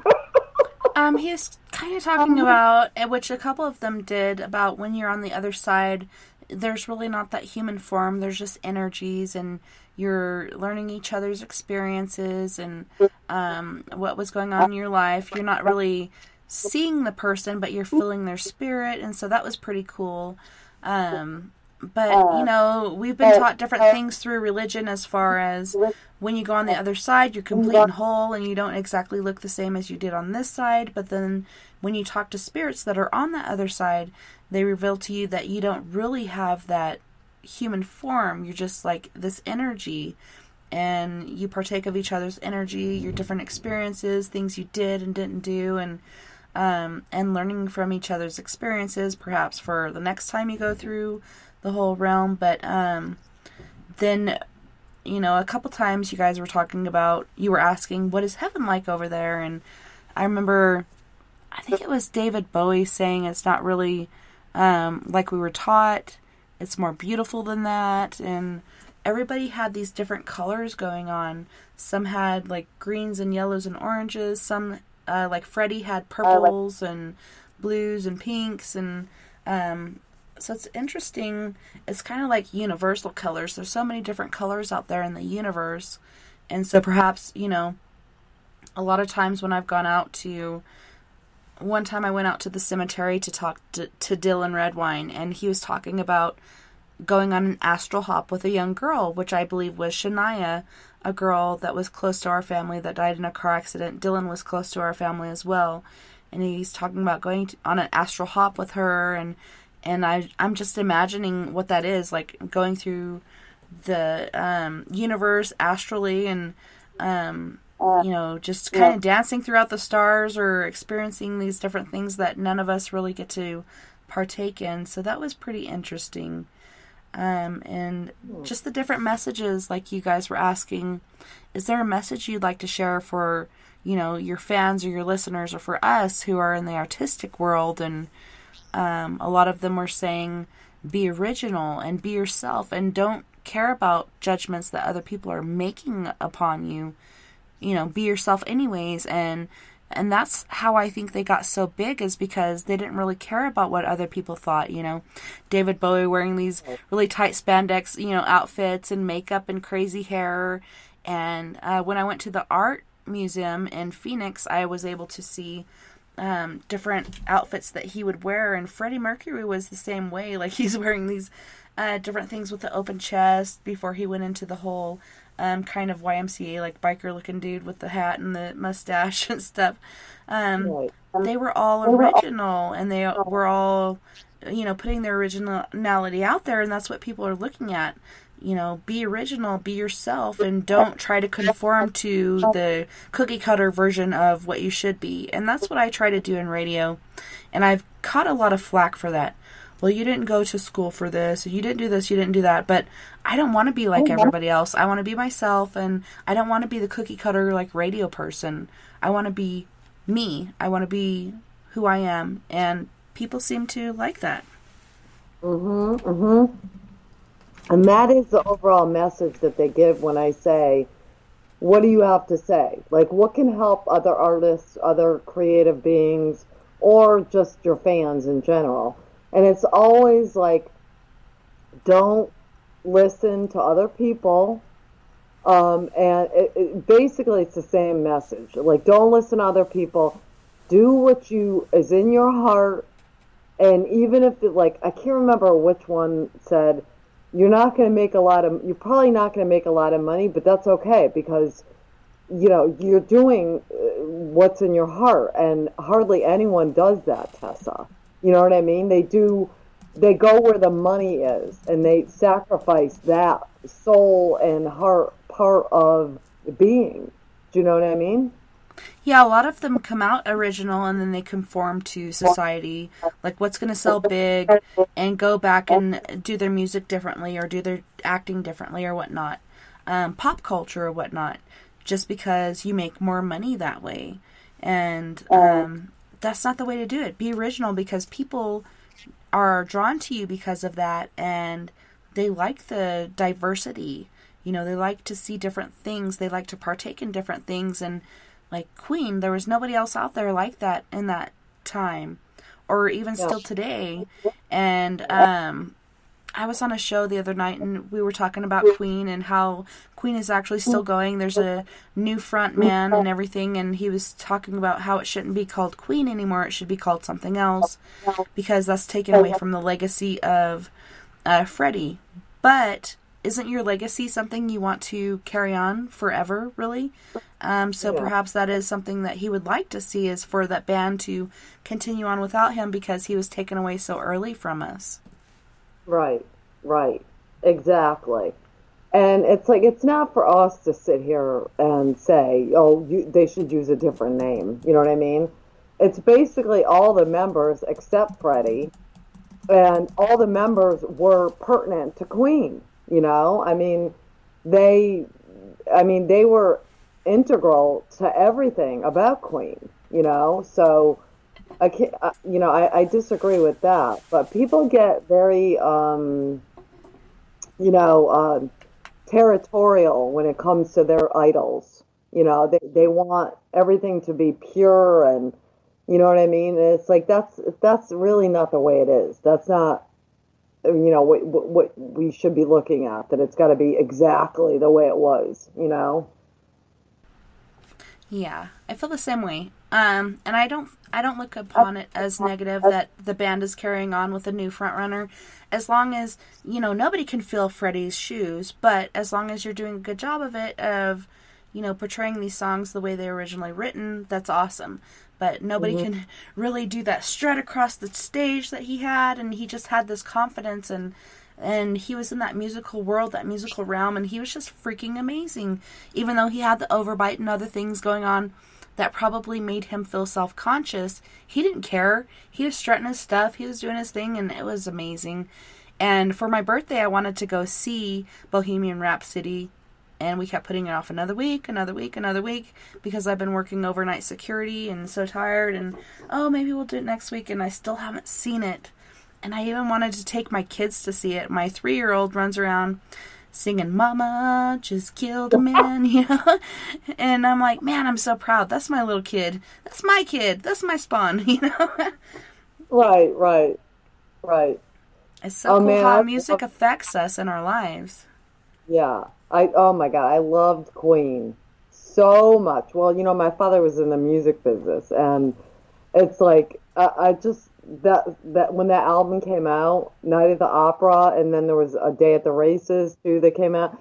It's like, man, you know, there's just nothing like that, you know, and probably there's not going to be again, I think, because as we know, Tessa, the music industry has become so homogenized and so you listen to old albums, right? You listen to an album. It's like it's not digital. It's analog. It's like that's the real emotion, the everything about what a song should be is. Now we listen to digital crap on the radio, like the new stuff coming out, and there's no warmth to it. There's no feeling. It's just like, you know, I don't know. And you know, I could go into that for a long time, but I won't bore you guys. But, I mean, it's just kind of ridiculous now, you know? Yeah, and my husband and my roommate are like, wow, what's that noise that the kids are listening to? But to me, music is music, and I can get into all kinds of genres, and I've had people tell me, aren't you a little young to be listening to that sort of music or be a fan of that music? No, I'm not. Like, music is eternal, and music is basically the language of universes. Like, that's how we can all connect. When I went into boot camp, you have TV taken away, you have music taken away, you have all these things taken away. The number one thing I missed the most was music. And I remember when my arches were falling and my feet were deteriorating, like I actually had arthritis in my foot at the age of 18, the bus driver would turn on music, and he'd turn it down so low to where you had to be really quiet to hear it. And so we were all so quiet because we wanted to hear the music because it was so important to us. It's just like a diverse language, like I'm sure throughout the universes. And I was talking about this to James last night about how different recordings have been sent out to space somehow, because the output was so intensified. It goes out into space with the helium craft. What is it? The Berlinger, or I can't remember the name of it. For that, and when the aliens invaded Earth, when they had that broadcast, and it went out into space, and then it came back like 10 years later, and people are hearing it on their radios, and they're like, wow, where is this coming from? It's pretty interesting. But I do think if you're trying to communicate with alien races or any other sort of, if you can't speak the language of a certain tribe or different people out there in the world, play some music and it connects us. Oh, totally. Yeah. Well, you know, the whole thing about when you have Alzheimer's, you never forget music. You know, that's like something you will never forget. It's in your being. In fact, I read a book, I'm trying to remember what book I was reading. I read so many books at once. But it was saying, like, actually music brought us into being. Like, how we are essentially music when it comes down to it. And so, I mean, music is so important to the heart and soul and our beings.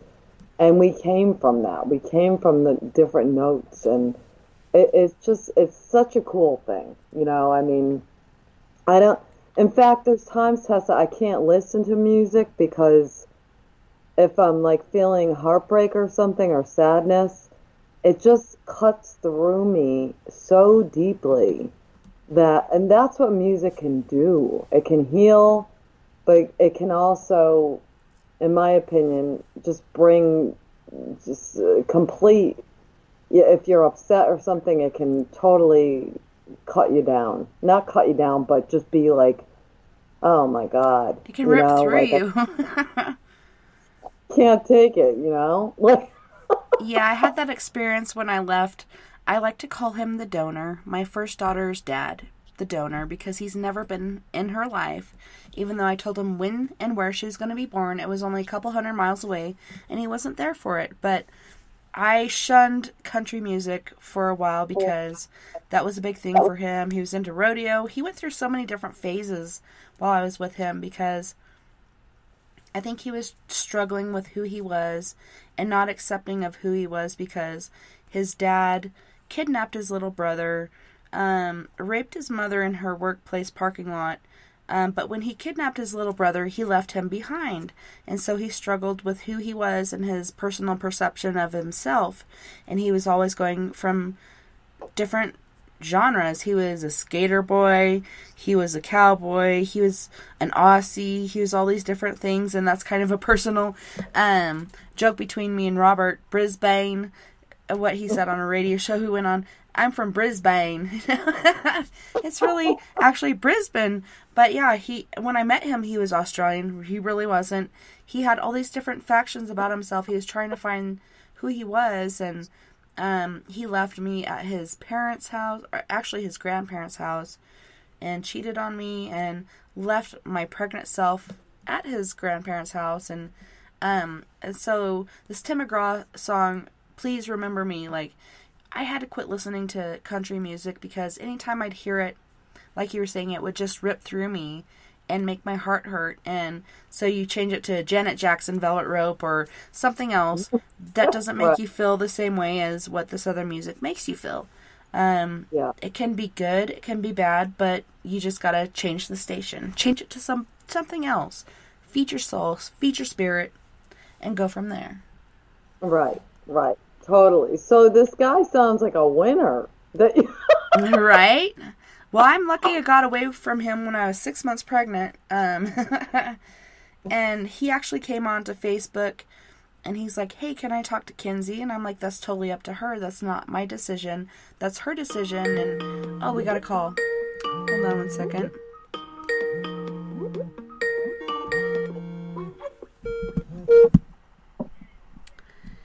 Hello. Area code 425. Who are we talking to? It's Robin. Hey, Robin. How's it going? It's going good. So, I saw you had a question, but I was about to get to it, but, go ahead and ask Corrine what your question was. Yeah.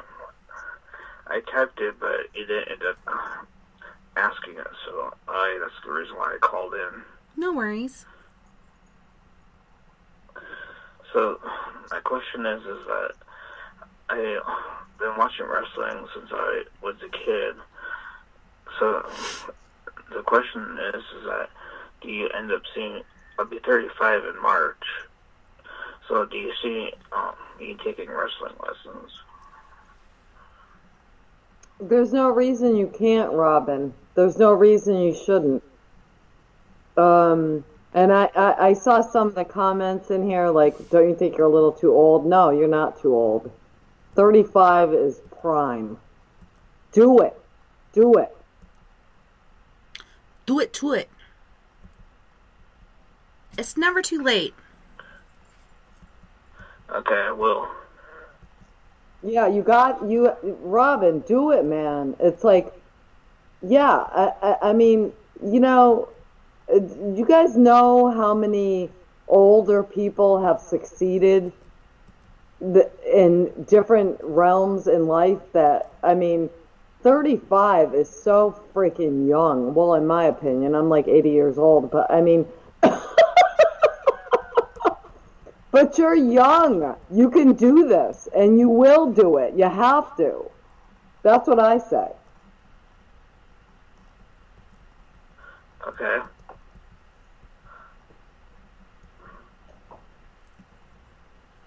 Are you going to do it, Robin? Yeah, I'm here. Yeah, are you going to do it? Okay, I will. You should. Quit doubting it. Just do it. Alright. Alright. Well, I hope that helped you out and can put you over that line that you've been at, because I remember you asking this question several times, and I think you should just quit doubting yourself. I know you're going through things with your seizures and everything, but I think you should just jump over that line and just do it. It could be actually therapeutic for you to do these things. Okay. Do it, do it, do it. You're right about that, Tessa. Therapeutic, definitely, among other things. So yeah, there's no reason to keep doubting yourself and asking questions about this, Robin. You have it in you to do this, and you are going to do it. That's it, you know? Okay. Thanks. Now, next time I talk to you, Robin, it better be that you started to do this. Okay? Okay. Definitely. We want to hear some information about how you're proceeding and exceeding in this field, because I think you have a lot of passion and drive in this field, and I think it would be a good thing for you. Yeah. Alright. Well, thanks so much for calling in, Robin. It was so good to hear from you. Again. Alright. Yeah. Have a good night. Hope to Thank see you at the after party. Alright. Alright, bye-bye. Bye. And there's so many people out there as well saying, just do it. You know, Jason's like, do it, brother. And I think it would be a good thing for him. It'd be a good outlet because, you know, you get this pent-up energy and you know, he's having seizures and all these other things going on. I think it'd be a good outlet for him, and I think it would actually be a really good field for him to be in because he's so creative. And yeah, I want to figure out or hear what his wrestling name's going to be and his outfit, you know, his costume or whatnot. Yeah, totally. And I think that he has some ingenuity that most of us don't have. So somehow I see like there's like it's not just the wrestling. It's like because to be a wrestler, you need some ingenuity. You have to know what you're doing and your next move and all this stuff. And I think that he has that about him. So yeah, he needs to just do it. He's been talking about this for months now, and it's in his heart, it's in his soul. I think it's something he really needs to step forward and do. Quit doubting yourself because of these things going on in your life as far as your seizures and such. I think it would be really good for him to do this and have that outlet for his energy and things that are pent up inside of him. And like I said before, good therapy for him. Yeah, definitely. So hopefully next time we hear from Robin, he's going to say, I started to do this, and this is what's going on, you know? I'm super excited to hear that. Totally. I love hearing people's stories, Tessa. Like, you know, Sharon saying that she started to, I don't know what, I don't have the message in front of me. She says, here it is. You're never too old to do anything. I'm living proof of that. What's your story? Tell me your story, Sharon. Tell me, like, I love to hear people's stories. What are you doing, you know, in your life? How are you making a difference? How are you trying to make a difference? How are you maneuvering the frickin' labyrinth of life? Tell me your story. I love it, you know? Yeah, I totally love to hear it. And I just gave her the number again. I'm like, call us. And I gave her the number. Hopefully she'll call in. I know some people are shy to do that, but I loved calling in before I was on the show. I'd call Dave, I'd call Joe Roop, I'd call these guys and be like, hey, what's up? And this is my thoughts on this thing. And or this is my question. But yeah, totally call in because we love to hear your voice and get that connection with you and get some answers for you because like Coco or Corrine was saying, hearing somebody's voice or seeing someone, you get more from them than just reading their messages, and we'd love to hear your story. Yeah, definitely.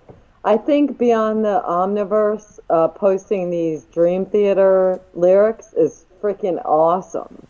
Because if you don't know who Dream Theater is, they're a band, Tessa, and he's posting all these fantastic lyrics by them, and I think that's just, I love it, you know what I mean? Shar, you're not going to call in, Shar? Every time I read Shar, I see the Virgin Mary. Like, any time I'm encountering Shar or reading her, I see the Virgin Mary. And I'm not sure why, but I think it's something to do with her energy. I'm not sure what it is, but that's what I see again, Shar. If you're not going to call in, I see that it's like this long. Okay, so when I'm looking at Shar, I'm looking at her. I'm connecting to her heart right now because I know what she looks like, and it's like this path in one direction and a path in the other, and she's been traveling along the same road in one direction, but if she turns around and goes in the other direction, there's much more fruitfulness and things of that nature when she goes down the other path. Because she's kind of ventured into that fruitful path a few times, not quite enough, but that's what I'm seeing. But overall, it's like, yeah, Mother Mary. I love Mother Mary. She's here. She's there for Shar. And that's, you want a heavenly message. That's the best heavenly message I would get from anyone. And that's what I'm telling you. She's there. And you just have to keep believing. Oh, wow. Okay, so hold on one second. All right, we have area code 402. Who were you talking to?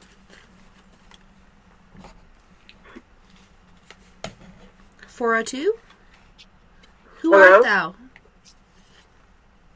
Hello? Hello? Hello? Can you hear us? Hello? Can you hear me? I can. Who are we talking to? This is Sharon. Since Corrine said to call in, so I'm calling. Yay! Here, Shar. Hey, Shar. Hi, honey. How you doing? Sound good. How are you? So Shar, this last thing that happened to you, where you were nervous about it, can I ask you what happened with that? The house? Yeah. Yeah. I was removed from my house. They took it. Oh, geez. I think that was good, though. Even though it seems bad, I think that was good.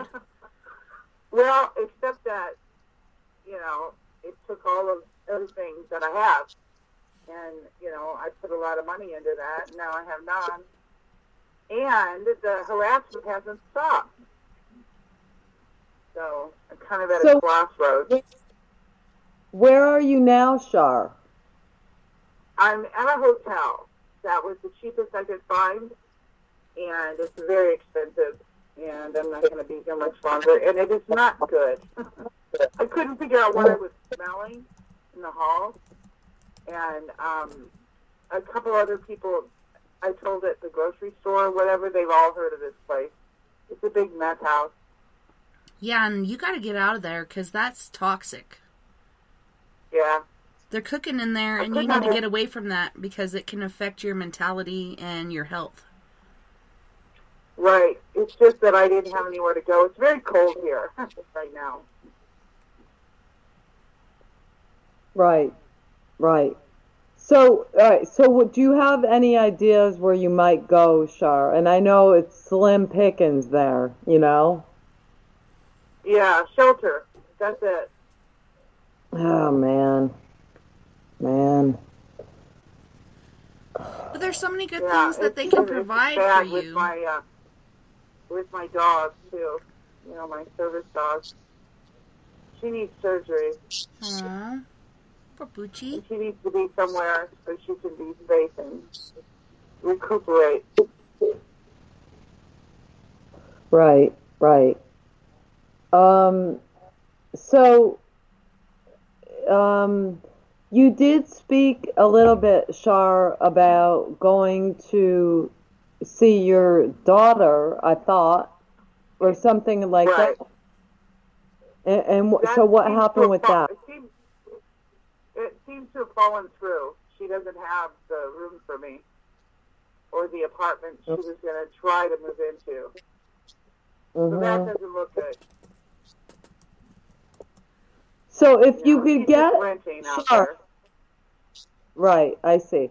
So Shar, if you could get an apartment there, say money was no option, have you looked at apartments there that you could get?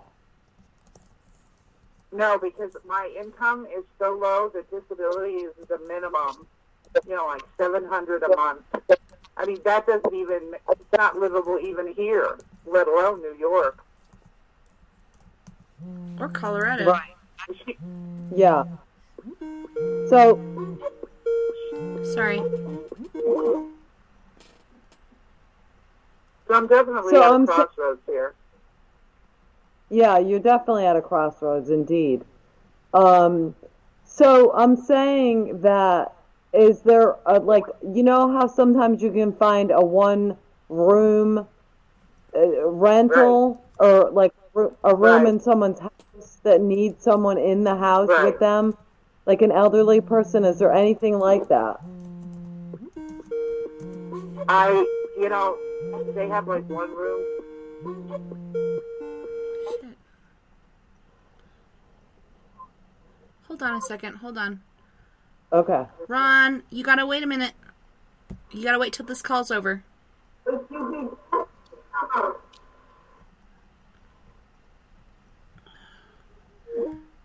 I lost Shar. Okay. Resume call. Sorry. It says that New York is worse than anything. Yeah, New York's bad. Yeah. But where you are, is there someone, I mean, I'm assuming that you've looked in the paper and...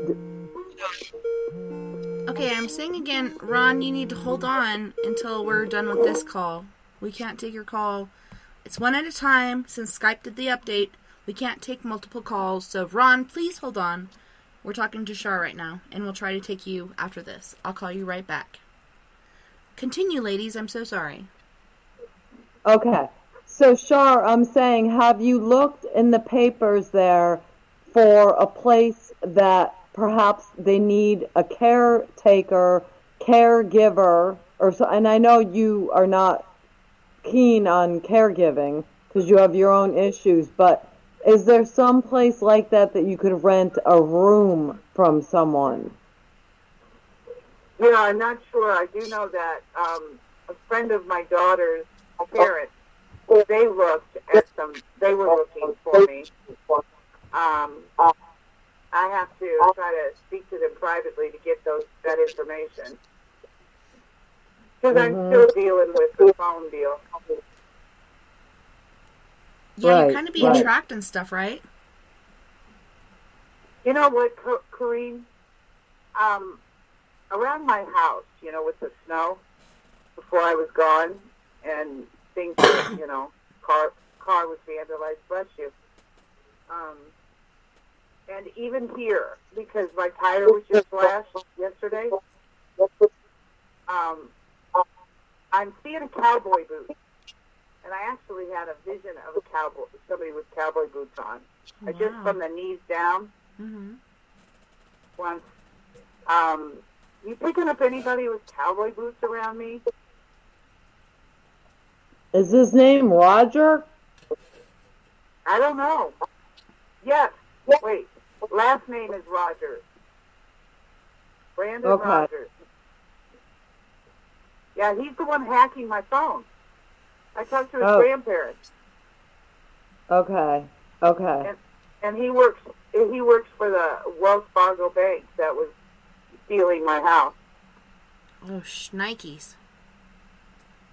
I wish that you could just get to New York somehow, Shar, and I know that's a big stretch, I but know. you know? I was thinking about my hopes were to, I thought maybe my daughter would fly here and help me, go through some of this stuff, what I could salvage, and load it up and drive back to New York with me, so I didn't have to drive by myself in a big U-Haul thing. But I'm kind of scared to do that. I was about to say, don't be scared. You can do it. It's not as bad as you think. No, but I mean, let me just say this. I know this sounds really freaking stupid, but how much money do you need, Shar, in order to move to New York, even if you were going to live in a one-room place in New York somewhere? How much money? Yeah. How much money do you see yourself needing for that, to do that? Well, the truck rental is, a little bit over $1,000. They kind of change the price all the time. Mm-hmm. And then, where stopping on the way. So close to $2,000 probably. I mean, for $2,000, you could have somebody else drive it. Right. There, and I could fly. A friend of Dana's is a surgeon, and he and his wife want to help me, like with a ticket to go out there or whatever, but I don't think Dana really wants me out there. Right. Well, I mean, my point is this. You have to get away from the area you're in right now. I think you must get away from that area. Okay? Yeah. I mean, regardless if you go to New York and you're not in totally close contact, you just have to get away from that area that you're in right now. And if it's go ahead. No, that's what I thought too, and that's what I asked her. I said, isn't there, shelters or some kind of housing there or something? And she said, no, it's really, really, really bad. So, I mean, her tiny 2-bedroom apartment that she rents is $2,200 plus. Yeah. Yeah. But have you looked in the New York directory, or, looked online to see if there's anyone willing to rent a room to someone, say to watch their pets or something like that, Right. No, I haven't. Not in New York. Okay. I was just trying to salvage what I could out of there and try to recuperate, but this has not been recuperating, and I've spent so much money. I mean, shit, I could have driven, to New York with what I've spent. I'm mad. For sure, and where you're at right now is way worse, I think, than making the drive and going out there, and there's so many places connected to New York, like Rhode Island and other places, where I think you could find a room. Don't try to centralize your search on New York. Look for places around that area that are near, but have more capacity for you. Places for you to be able to stay. Yeah, it's just really crazy, guys. But the place you're in right now, like Corrine was saying, you need to get out of there because it's not good. You have all these attacks, psychic and otherwise, going on with you, and I think you need to get out of there. And the place you're at right now is scarier than what you could be looking at driving there with your luggage and your valuables and going to this other place. It's so scary going to a new place, but I think that would be better for you than where you're at right now.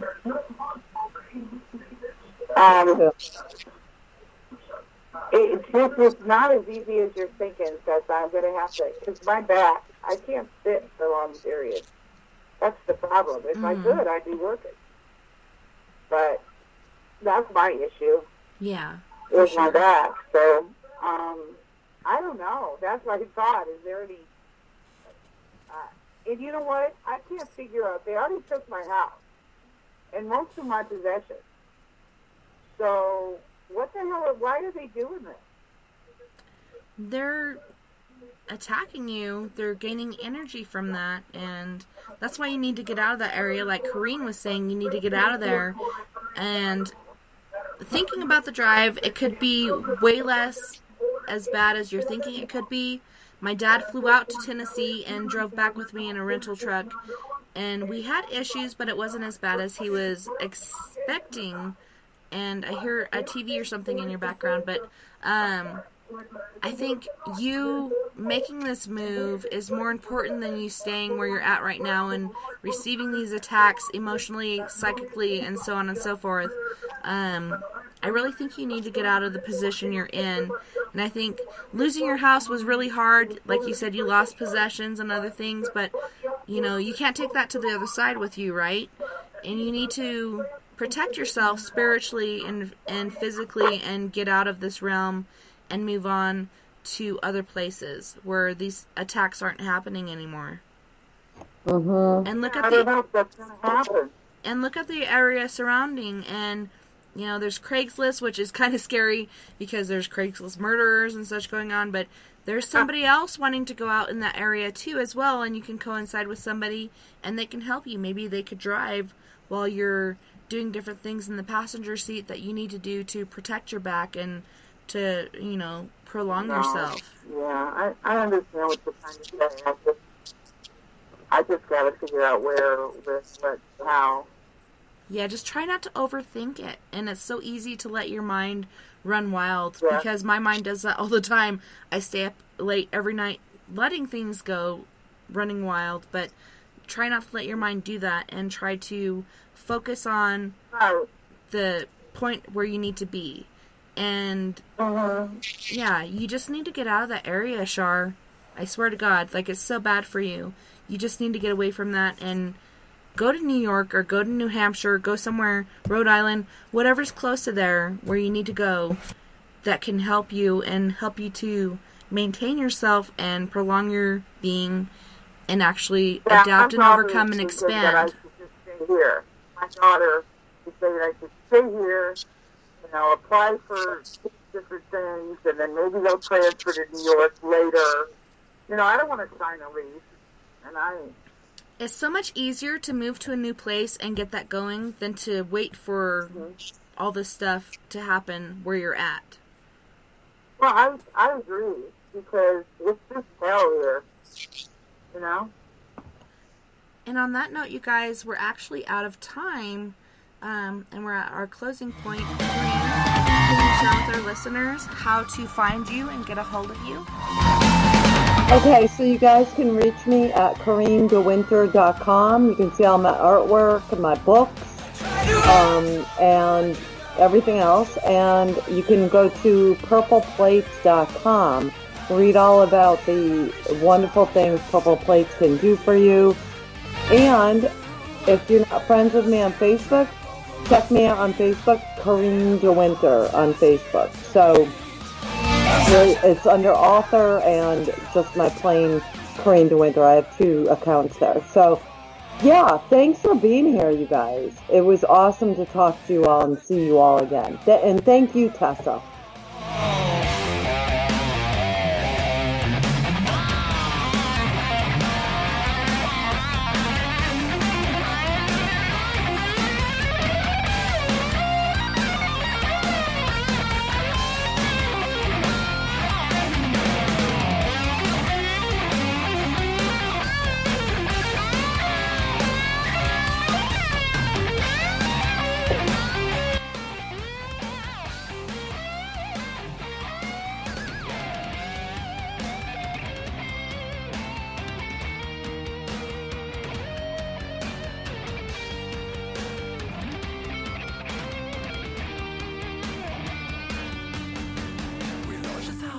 Into the rocks and from the cliffs they watch us sink down in our thorny crowns.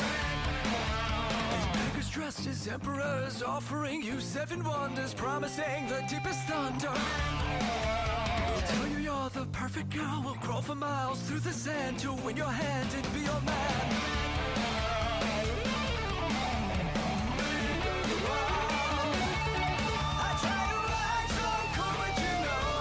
For you, for you, I will start till I reach the top just to be there with you,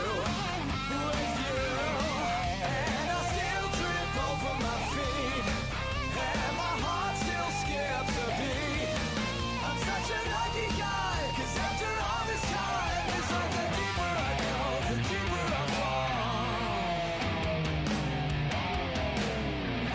The deeper I go, the deeper